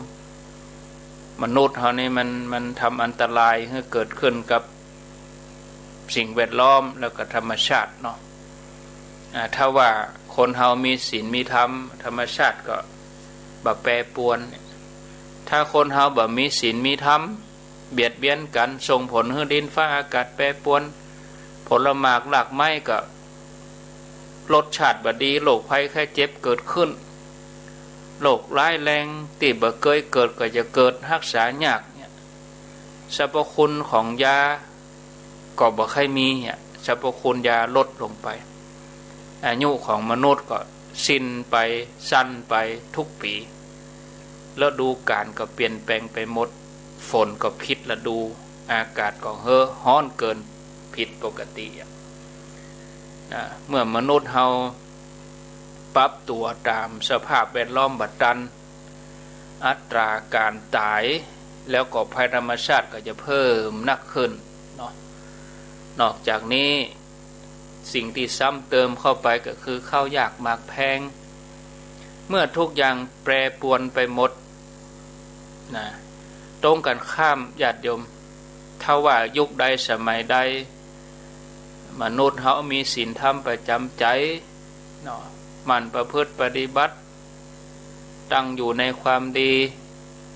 แหล่งที่มาของความคิดนั้นบริสุทธิ์มีแต่ความคิดในต่างสร้างสรรค์พอกันด้วยจิตเมตตามีความคิดอยากจะให้ทุกคนมีความสุขบ่มีความคิดที่จะเบียดเบียนกันมีกรรมอูที่ส่งเสริมกันให้กำลังใจในการประพฤติปฏิบัติให้กำลังใจกันในการสร้างความดีมีการกระทำที่สนับสนุนซึ่งกันและกันช่วยเหลือเกื้อกูลเอื้อเฟื้อเผื่อแผ่สันติภาพสันติสุขก็เกิดขึ้นเมื่อสันติภาพสันติสุขเกิดขึ้นในโลกความสุขกายสุขใจก็จะตวยมาเมื่อจากโลกนี้ไปก็ไปถึงสุคติโลกสวรรค์นะแล้วสันติสุขก็เกิดขึ้นเนาะเกิดขึ้นจากอย่างเกิดขึ้นจากแรงที่มานั่นคือความคิดนะเฮาจะให้โอกาสตัวเก่าเฮามาได้ญาติโยมนะจะไปรอแหม5 ปี10 ปีบัดถ้ารอละทำเหี่ยปัจจุบันเนี่ยญาติโยมนะ เฮาจะคอยให้โอกาสนี้เกิดขึ้นแห่งเมื่อใดแห่ง100 ปี200 ปีแล้วเฮามีสิทธิ์ที่จะหันว่ามังเฮามีสิทธิ์ที่จะเลือกกาในวันพุกจะมาถึงเฮาก่อหรือว่าแห่ง100 ปีไปตั้งหน้าเนี่ยเพราะเฮาบ่ฮู้หรอกศรัทธาญาติโยมแต่ประเด็นนี้เฮาฮู้แล้วว่าวิธีทุกสิ่งอย่างที่ได้พิจารณาบ่ว่าความเร่าร้อนบ่ว่าความสงบร่มเย็นก็อยู่ที่เฮาจะปรับปรุงแหล่งความคิดอยู่ในตัวเฮาหมดกุคนให้สะอาดบริสุทธิ์ผ่องใสถ้าเฮามีความคิดสะอาดบริสุทธิ์ผ่องใสมีความคิดสร้างสรรค์ในสิ่งที่ดีงามมีเมตตาให้อภัยซึ่งกันและกันบ่อาฆาตจองเวรบ่พยาบาทบ่เบียดเบียนกันกึศดีทำดีจนเป็นปกติถ้าทำได้อย่างนี้บำเพ็ญบันดาลสันติสุขก็เกิดขึ้นเริ่มต้นจากจุดน้อยๆญาติโยมจากจิตดวงน้อยๆของเฮาครอบครัวลูกหลานเฮาแผ่ขยายไปทั่วชุมชนบ้านเมืองทั่วโลกก็สว่างไสวเนาะศรัทธาญาติโยมโชติช่วงชัชวาลในวันตั้งหน้าฉะนั้นการที่เฮาฝึกจิตหมั่นไหว้พระสวดมนต์นั่งสมาธิอย่างน้อยญาติโยมก็ได้เมื่อเจ้าอย่าเมื่อค่ำอย่าดีกว่าบ่ทำเห็นเลยเนาะอันนี้คือการปรับปรุงแหล่งที่มาของความคิดให้บริสุทธิ์เต่าอีกก็เพียงพอการที่บ้านเมืองของเฮาหรือว่าโลกของเฮามีโรคภัยไข้เจ็บมีเหตุการณ์ร้อนให้เกิดขึ้นก็เกิดจากการกระทำที่บ่บริสุทธิ์ของมนุษย์เฮาถ้าเฮาจะเปลี่ยนจากร้ายกลายเป็นดีผู้คนก็จะต้องปฏิบัติตามกุศลกรรมถึง10 อย่าง10 ข้อเริ่มต้นปฏิบัติกันไปเป็นบันไดทีละก้าวที่จะนำพาให้มนุษย์เฮาอยู่ร่วมกันอย่างสันติสุขแล้วก็ส่งผลต่อสิ่งแวดล้อมสภาพแวดล้อมก็จะดีขึ้นไปตามลำดับญาติโยมเขาฟังรายการธรรมะถึงวันเนี่ยตุเจ้าพระนายพระสงฆ์องค์สังฆเจ้าเปิ้นกะมีความตั้งใจมาเผยแผ่เพื่อจะสร้างดวงจิตของศรัทธาญาติโยมทุกคนทุกหลังหอหลังเฮือนเป็นไปตามพุทธวิธีเนาะศรัทธาญาติโยมโดยที่เฮาบ่ต้องไปสูญเสียเลือดเนื้อบ่ต้องไปสูญเสียน้ำตาบ่ต้องสูญเสียทรัพย์สินเงินทองอันใดศรัทธาญาติโยมตรงกันข้ามความดีความม่วนใจความปีติก็ไหลมาเทมาเพราะใจของศรัทธาสะอาดบริสุทธิ์มีศรัทธาถึงไหลมาฟังกันอยู่ด้วยกันเป็นชั่วโมง2 ชั่วโมงนี่สั่งสมบุญไปเฮาช่วยกันทำประโยชน์ให้มันเกิดขึ้นแก่โลก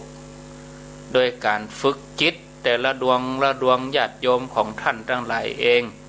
ทำที่บ้านก็ได้แล้วก็ตั้งใจปณิธานให้แน่วแน่ว่านับตั้งแต่นี้เป็นต้นไปเฮาจะไหว้พระสวดมนต์อาศัยวิกฤตโควิดนี่แหละมานั่งปฏิบัติบ่ให้ได้ขาดแม้แต่วันเดียวคนที่เฮาเคยโคตรเฮาก็จะบ่โคตรละเนี่ยคนที่เฮาเคยเกลียดเฮาก็บ่เกลียดละที่เคยกระทบกระทั่งกับไผโดยกายวาจาใจเฮาจะหยุดละเฮาจะเลิกสร้างอกุศลเฮาจะสร้างคุณธรรมให้เกิดขึ้นในใจของเฮาทุกวันทุกเวลาทุกวินาทีตั้งปณิธานอย่างนี้จะเกิดดีอูดีทำดีสันติสุขเกิดขึ้นภายในดวงจิตของเฮาแล้วผลก็จะสะท้อนสู่โลกภายนอกลูกหลานก็จะดีไปตัวพลอยจุ่มเย็นไปตัวถ้าเฮาเป็นคนฮ้อนบรรยากาศดังนอกฮ้อนบ่พอใจเฮาฮ้อนแถมลูกหลานก็บ่อยากจะเข้าใกล้แต่ถ้าเฮาตั้งใจ โอ้มันจุ่มมันเย็นญาติโยมเหมือนบรรยากาศที่ฝนตกแล้วใหม่เนี่ยมันเย็นนะก็จะทำให้เราเกิดความเบิกบานใจทุกวันเมื่อเรามีความเบิกบานใจทุกวันอิ่มเอิบบางทีเราจะหู้ได้อย่างที่เราบ่เคยเคยเป็นมาก่อนนะความอิ่มเอิบใจนี่เงินก็ซื้อบ่ได้เนอะอันยังก็ซื้อบ่ได้ทั้งนั้น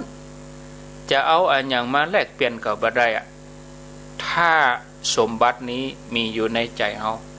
คือใจที่เกิดปิติเบิกบานที่ว่ามันเป็นสุขน่ะปัจจตังเนี่ยมันรู้ได้เฉพาะตนเนี่ยศรัทธาญาติโยมเนาะอันนี้ก็ฝากไว้เนาะพอเวลาอูไปกะประเดี๋ยวนี้4 โมงจะเกิงละ4 โมงจะเกิงแล้วครั้งแหม3 นาทีก็เดี๋ยวฟังญาติโยมเนี่ยสัก4-5 สายเนาะบ่ได้อู้คนเดียวกะที่โทรบัดดันช่วงแรกกะโทรมา 4-5 ท่านแล้วก็เดี๋ยวก็ฟังธรรมะลวด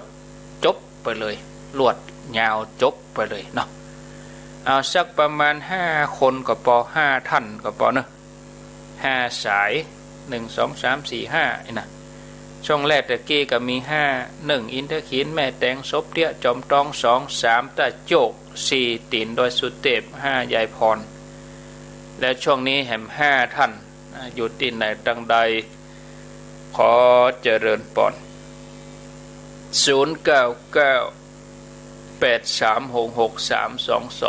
5 สายโทรมาเวยก็ได้ฟังธรรมะเวยเจริญปอนเจริญปอนปิดวิทยุกำก่อนปิดวิทยุเหียปิดวิทยุเหียเนอจบข่าวขออนุญาตตัดสายใหม่มาเจริญปอนไปพระเจ้าพระครูจะได้แม่จันมันยังมีลัทธิมาใหม่อยู่จริงๆอ่ะมันตึงมีมาตามโควิดนะกะใส่ชุดดำมาด้วยว่ะมาเลยอ๋อยังไว้ป้ายปนโอ้อย่านั่นสิ่งเดินไปแสนสิ่งแล้วมันเอาไว้มันเจ๋อว่าอย่างที่มันคนก็หูเบ้าแล้วอ่ะออกมาแปลกๆนี่จะไปเจือเตี่ยมันพี่เลนอ่ะกลายพันธุ์อย่างโควิดเนี่ยก็นี่แหละมันมาแปลกๆแล้วจะไปฝังปักใจเตี่ยโอ้ศีล 5 ศีล 8นี่แหละของดีแน่นอนแต่พอแล้วมันใจอ่ะนี่มันหลอกลวงกันแต่นี่แต่ตัวของแค่ยังละลูกศิษย์เป็นคนแทนมาตัวประสิงแล้วเขามาเจอได้จะได้ละแปลกเหมือนกันนะคนเอางมงายเรียกว่างมงายงมงายแต่ศีล 5นี่ก็ของดีคือความสุขแต่สวรรค์เมื่อคนใดถือศีล 5ได้ประเด็นนี้นะเจ้าวัดสาเจ้า0998366322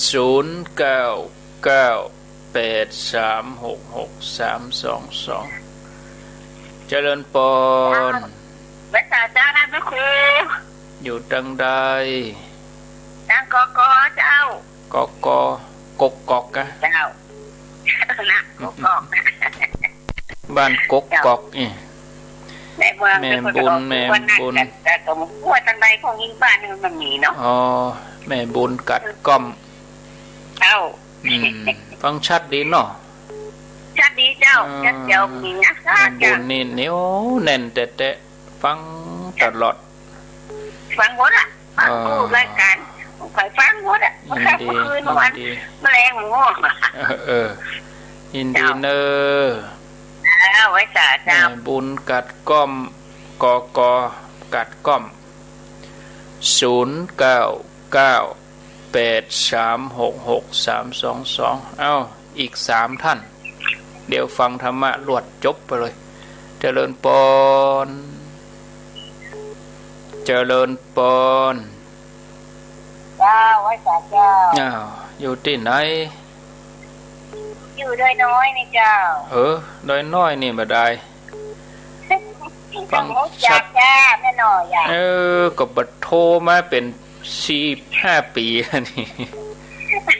เป็น10 ปีแล้วบ้านเพิ่นบ้านเมื่อคืนก็ว่าฟังนั่นน่ะเพราะว่าถามที่นอนได้ยินทีก่อนนี่เจ้าได้ยินทีห้วยตองซักนี่นะก็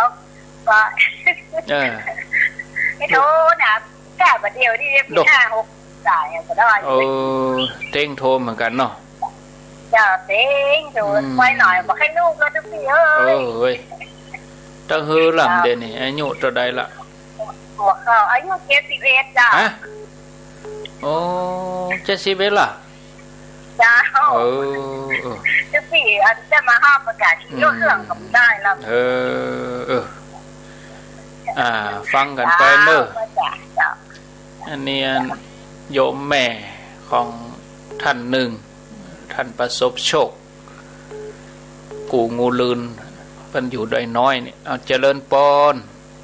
เจ้าไม่ค่ะเจ้าจังเขียนเจ้าเขียนเจ้าให้ถามหน่อยเจ้าว่าจะได้คำว่าบรรพชิตกับสมณะกับภิกขุนี่ปัจจัยต่างกันอย่างไรเจ้าเดี๋ยวรอฟังนะทางวิทยุนะเจ้าสาธุไว้ค่ะเจ้าลวดตอบไปเลยเนาะเดี๋ยวลวดตอบไปเลยเอาสายต่อไป0998366322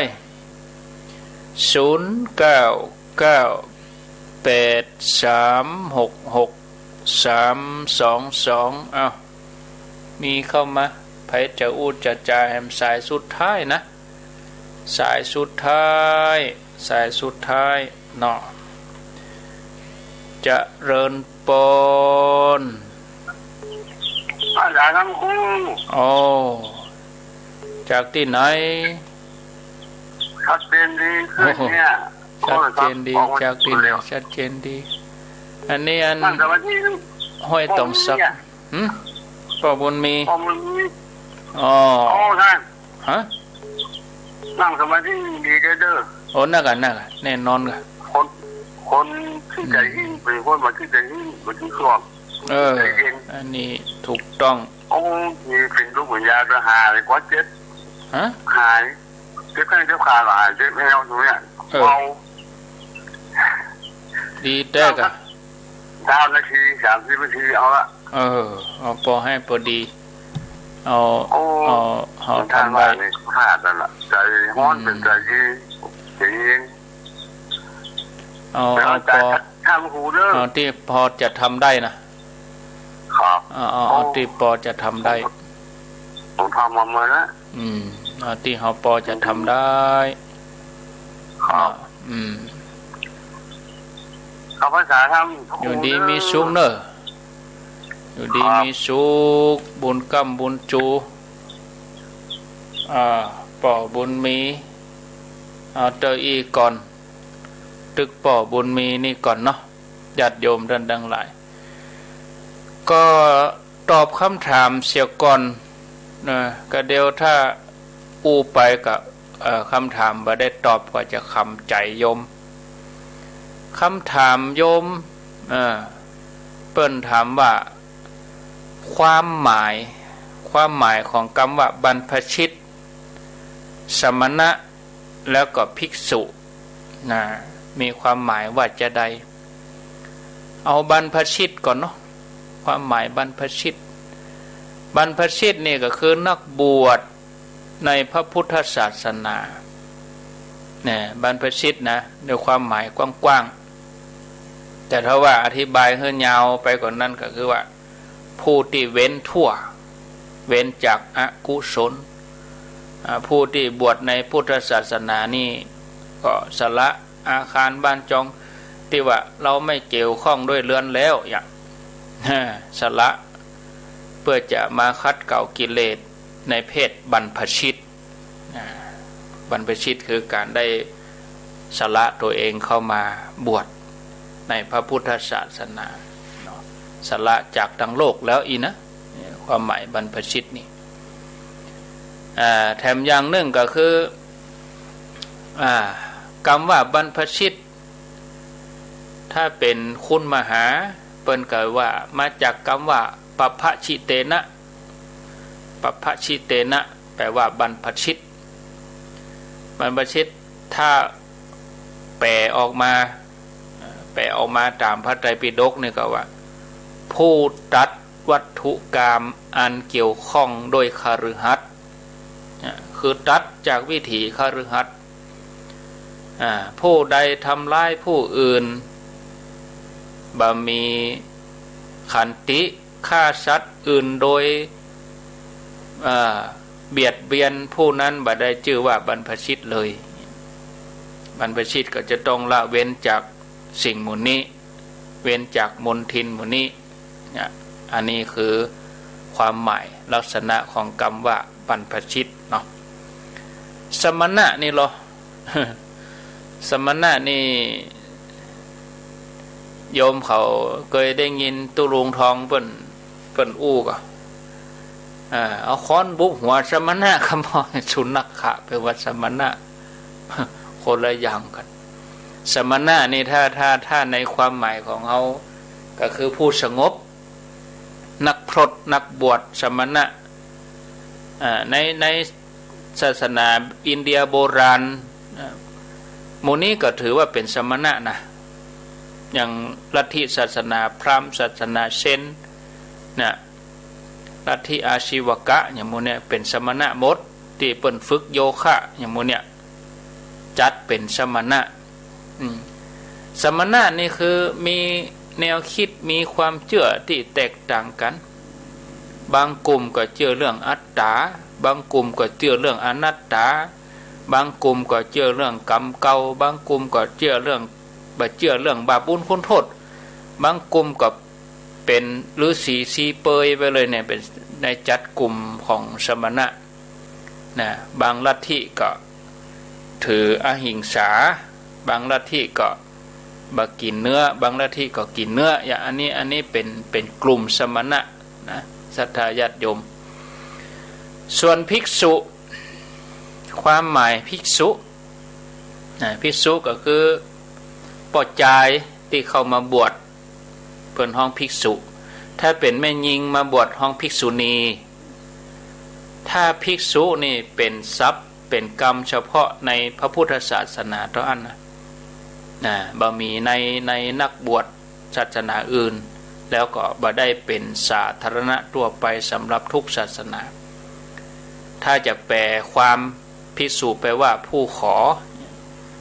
ก็ว่าแปลว่าภิกษุแปลว่าผู้หันภัยในวัฏสงสารอีกก็ได้เนาะศรัทธาญาติโยมท่านทั้งหลายอันนี้คือความหมายคำว่าภิกษุอันนี้คงจะโดยย่นย่อนะพอเวลาย่นย่อถ้ามีเวลานักแหมน้อยก็วันอื่นจะมาอธิบายเข้าใจนักกว่านี้3ความหมายนี้บรรพชิตสมณะภิกษุเนาะเอาศรัทธาญาติโยมมาฟังธรรมะกันต่อ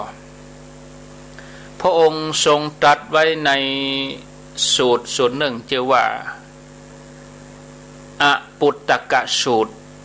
นะแปลออกมาแล้วมีความหมายว่าเข้าเปลือกติบเงินทองเข้าของที่ห่วงแหนอย่างใดอย่างหนึ่งมีทาสกรรมกรคนใจผู้อาศัยของเขาพึงปาเอาไปบ่ได้ทั้งหมดจะต้องถึงซึ่งการละทิ้งไว้ทั้งหมดบุคคลทำกรรมใดด้วยกายวาจาใจกรรมนั้นจะเป็นสมบัติของเขาแล้วเขาย่อมปาเอากรรมนั้นไป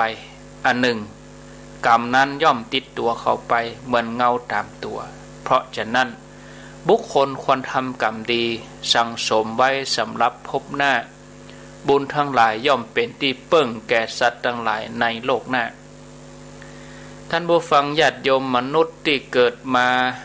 ต่างก็แสวงหาที่จะนำความสุขมาสู่ตนแล้วก็นำตัวเองพ้นจากทุกข์จากกิเลสอาสวะแ แต่เนื่องจากถูกอวิชชาคือความมืดมาบังดวงปัญญาทำให้บ่ได้เกิดดวงปัญญาที่บริสุทธิ์การที่จะแสวงหาวิธีที่จะเข้าถึงความหมดจดจากกิเลสอาสวะก็เลยแตกต่างกันไปก็เลยเนี่ยมีลัทธิต่างๆเกิดขึ้นมามากมายอย่างที่เขาหันกันเนี่ยในสมัยพุทธกาลนักกว่านี้ญาติโยมไผ่ที่เคยไปอินเดียจังหันอยู่โอ้มีเป็นร้อยเป็นพันลัทธิบุญป่วยตัวก็มีไปยืนตากแดดก็มีสัปปะมีหลายอย่างมีวิธีปฏิบัติกันเป็น108,900อย่างในสมัยพุทธกาลก็มีความเชื่อไปอาบน้ำที่แม่น้ำคงคาเพื่อจะชำระล้างบาปออกจากใจมาเดี๋ยวเปิ่นห้ามแล้วลองไปอาบกับติดโควิดกันให้เหมาะชำระไปเลย บางลัทธิอย่างสมณะบางลัทธิก็ทรมานร่างกายไปนอนบนหนามพ่องอดอาหารพระพุทธเจ้าพระองค์ไปปะมาหมดแล้วก็ทดลองแล้วอดอาหารเนี่ยญาติโยมลงมาถึง6 ปีกันด้วยลงแตะลงว่าลงปฏิบัติไปวิธีการอื่นๆนี่มีนักญาติโยมเพราะเข้าใจว่าเป็นการปล่อยวางเพื่อจะทำให้หลุดพ้นเอาไงญาติโยมถ้าว่ามีอย่างแปลกๆมาเข้ามาน่ะเฮาก็แย่งพออย่างอันใดที่บ่ทำให้เกิดปัญญามันบ่ใจมันทำให้ก่อเกิดปัญญาก็ทำให้หลุดพ้นก็ว่าอยู่วังวนที่เดิมถ้าเฮาพิจารณาพอแล้วอันนี้มันเป็นไปเพื่อก่อให้เกิดสติปัญญาบ่เลอะเทอะเฮาก็พิจารณาบางลัทธินี่บ่ยอมใส่เสื้อผ้านะอย่างอเจลกะเนี่ยลัทธินุ่งลมห่มฟ้าถือว่าตัวเองปฏิบัติเข่งเนี่ยผ้าก็บ่ใส่ปล่อยวางหมดแล้วอันนี้มันบ่ใจนะกำเนิดมาอันนี้เปิ่นห้องว่าเป็นมิจฉาทิฏฐิจะนำไปสู่อบายภูมิพุ่นน่ะปากันเข้าป่าเข้าโคพุ่นน่ะยะถึงยังอีกก็ยังมีผู้เลื่อมใสเนาะเมื่อมีผู้เลื่อมใสปฏิบัตินักเข้ามิจฉาทิฏฐิก็ครองบ้านครองเมืองแหละเหมือนกับอาชิตะเกษะกัมพลน่ะญาติโยมทั้งหลายแนะนำลูกศิษย์ลูกหาว่าทำบุญบังเฮือผลเนี่ย ทำบุญเฮือตันมีผลอย่างบัดถ้าไปปูจาอย่างเนี่ยทำกรรมดีกรรมชั่วบ่มีโลกหน้าโลกนี้บ่มีพ่อแม่บ่มีกุลเนี่ยสัตว์เกิดมาแบบโอปปาติกะบ่มีสมณพราหมณ์ผู้ประพฤติปฏิบัติชอบผู้หมดกิเลสบ่มีเนี่ยอันนี้คือลัทธิความเชื่อของอาชิตะเกษะกัมพลคนเฮาตายแล้วศูนย์เนี่ยคงจะเหลือกกระดูกกับเท่าฐานต่ออันนี้จัดว่าเป็นความคิดชนิดที่ว่าสุดตรงญาติโยมมิจฉาทิฏฐิดิ่งไปในทางเดียวก็คือมีความเชื่อผิดนะกรรมการกระทำก็คือพลอยผิดไปตัวเอาไงการแต่งกายก็ตึงผิดแล้วญาติโยมทั้งหลายมันเลี่ยง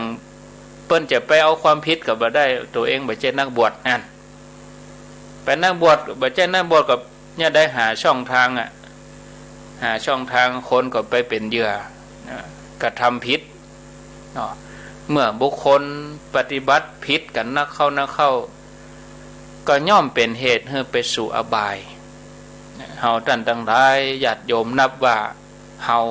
เป็นผู้โชคดีที่เฮาอยู่ในยุคของพระพุทธศาสนาอุบัติเกิดขึ้นมาขนาดพระพุทธศาสนาอุบัติเกิดขึ้นมาก็ยังมีบุคคลหลงผิดไปถูกอวิชชาครอบงำพุทธศาสนาเปิ้นสอนให้เฮาเกิดสติปัญญาพิจารณาเป็นไปเพื่อให้เกิดปัญญาหรอกขจัดความกิเลสความมืดมิดคืออวิชชา ความมิจฉาทิฏฐินี่ให้มันหมดไปเสียงไปให้ได้รับแสงสว่างแห่งธรรมแล้วจะนำพาเราหลุดพ้นพบกับความสุขที่แท้จริงพระองค์ทรงชี้แนะบอกว่าปฏิบัติอย่างนี้เนอะอันนี้คือหนทางที่ถูกต้องถ้าเราลงมือปฏิบัติเราก็จะรู้ได้เฉพาะตนกลับมาอยู่บนเส้นทางของมัชฌิมาปฏิปทาพระองค์ปฏิบัติมาแล้วสุดตรงหมดเนี่ยเปิ้นผ่านมาแล้วญาติโยมนะเหมือนในสมัยหนึ่งที่พระพุทธเจ้าเปิ้นประทับอยู่ที่โกริยชนบทก็มีบุรุษคนหนึ่งชื่อว่าปุณณะปุณณะนี่มีกิริยาท่าทางเหมือนงัวเนี่ยอันอย่างตัวเก่าเปิ้นเฮ็ดเตียวสองขาบัดเตียวการอย่างงัวเนี่ยศรัทธาญาติโยม แล้วก็แหมคนหนึ่งชื่อว่าเสนิยะอเจละอันนี้มีข้อปฏิบัติเหมือนสุนัขแสดงกิริยาอาการเหมือนสุนัขขอโทษนะญาติโยมกินอุจจาระด้วยแถมว่านอนก็นอนตามกองขยะผู้มีข้อปฏิบัติเหมือนดังงัวก็คือกินหญ้าผู้มีข้อปฏิบัติเหมือนหมาก็คือกินอุจจาระนอนตามกองขยะปากันเข้าหาพระพุทธเจ้าปุณณะถามพระพุทธเจ้าก่อนว่าอันผู้ที่ประพฤติเหมือนกับสุนัขทำในสิ่งที่ผู้อื่นทำได้ยากพบเบื้องหน้าเขาจะเป็นอย่างใดเนี่ยพุทธองค์ก็ทรงตรัสโทษของการประพฤติเยี่ยงสุนัขว่าผู้บำเพ็ญวัดเหมือนสุนัขเนี่ยมีข้อปฏิบัติอย่างใดปฏิบัติเหมือนสุนัขทุกอย่างเมื่อเขาจากโลกนี้ไปก็จะเข้าถึงความเป็นสหายของสุนัขคติของผู้หันพิษมีสองอย่างนั่นคือนรกแล้วก็กำเนิดเป็นเดรัจฉานอย่างใดอย่างหนึ่งส่วนผู้ที่บำเพ็ญปฏิบัติเหมือนโคคืองัวกินหญ้าเป็นอาหารบสวมเสื้อผ้าเดินสีขาเมื่อตายไปแล้วจะเป็นสหายของโคพอมีความหันพิษจะไปบังเกิดในนรกถือกำเนิดเป็นเดรัจฉานอย่างใดอย่างหนึ่งอย่างพระพุทธเจ้าเฉลยแล้วหรอบอกอย่างอี้แล้วปุณณะก็ขอร้องให้พระพุทธเจ้าแสดงธรรมแนะนำให้เขาถึงสองได้ละหนทางพิษกำเตอะเมื่อยังอันจะได้บ่ต้องไปตกในอบายภูมิพระองค์ก็ทรงเทศนาว่าดูก่อนปุณณะเฮาตถาคตหันชัดในกรรมสี่ก็คือกรรมดำมีวิบากเป็นดำกรรมขาวมีวิบากเป็นขาวกรรมตึงดำตึงขาวมีวิบากตึงดำตึงขาวแล้วกรรมที่บดำบะขาวมีวิบากบดำบะขาวผู้ก่อเวรตั้งกายวาจาใจอันนำทุกข์มาฮื้อเมื่อละจากโลกไปแล้วย่อมเสวยเวทนาอันเผ็ดร้อนโดยส่วนเดียวผู้ใดทำกรรมใดไว้ย่อมได้รับผลของกรรมนั้นกรรมเหล่านั้นเป็นวิบากส่วนผู้ที่ประพฤติชอบโดยกายวาจาใจย่อมนำไปเกิดในโลกอันบ่มีความทุกข์เสวยแต่สุขดุจพรหมอรูปพรหมที่สุดมาเข้าถึงพระนิพพานอันนี้เป็นผลของกรรมขาวส่วนผู้ที่ทำกรรมตั้งกายวาจาใจอันมีความทุกข์พ่องบ่มีความทุกข์พ่องเขาย่อมเข้าถึงโลกอันมีความสุขความทุกข์คละเคล้าปะปนกันไปดุจมนุษย์และเทวดาหรือสัตว์วินิบาตบางเหล่าอันนี้เพราะผลแห่งกรรมตึงดำตึงขาว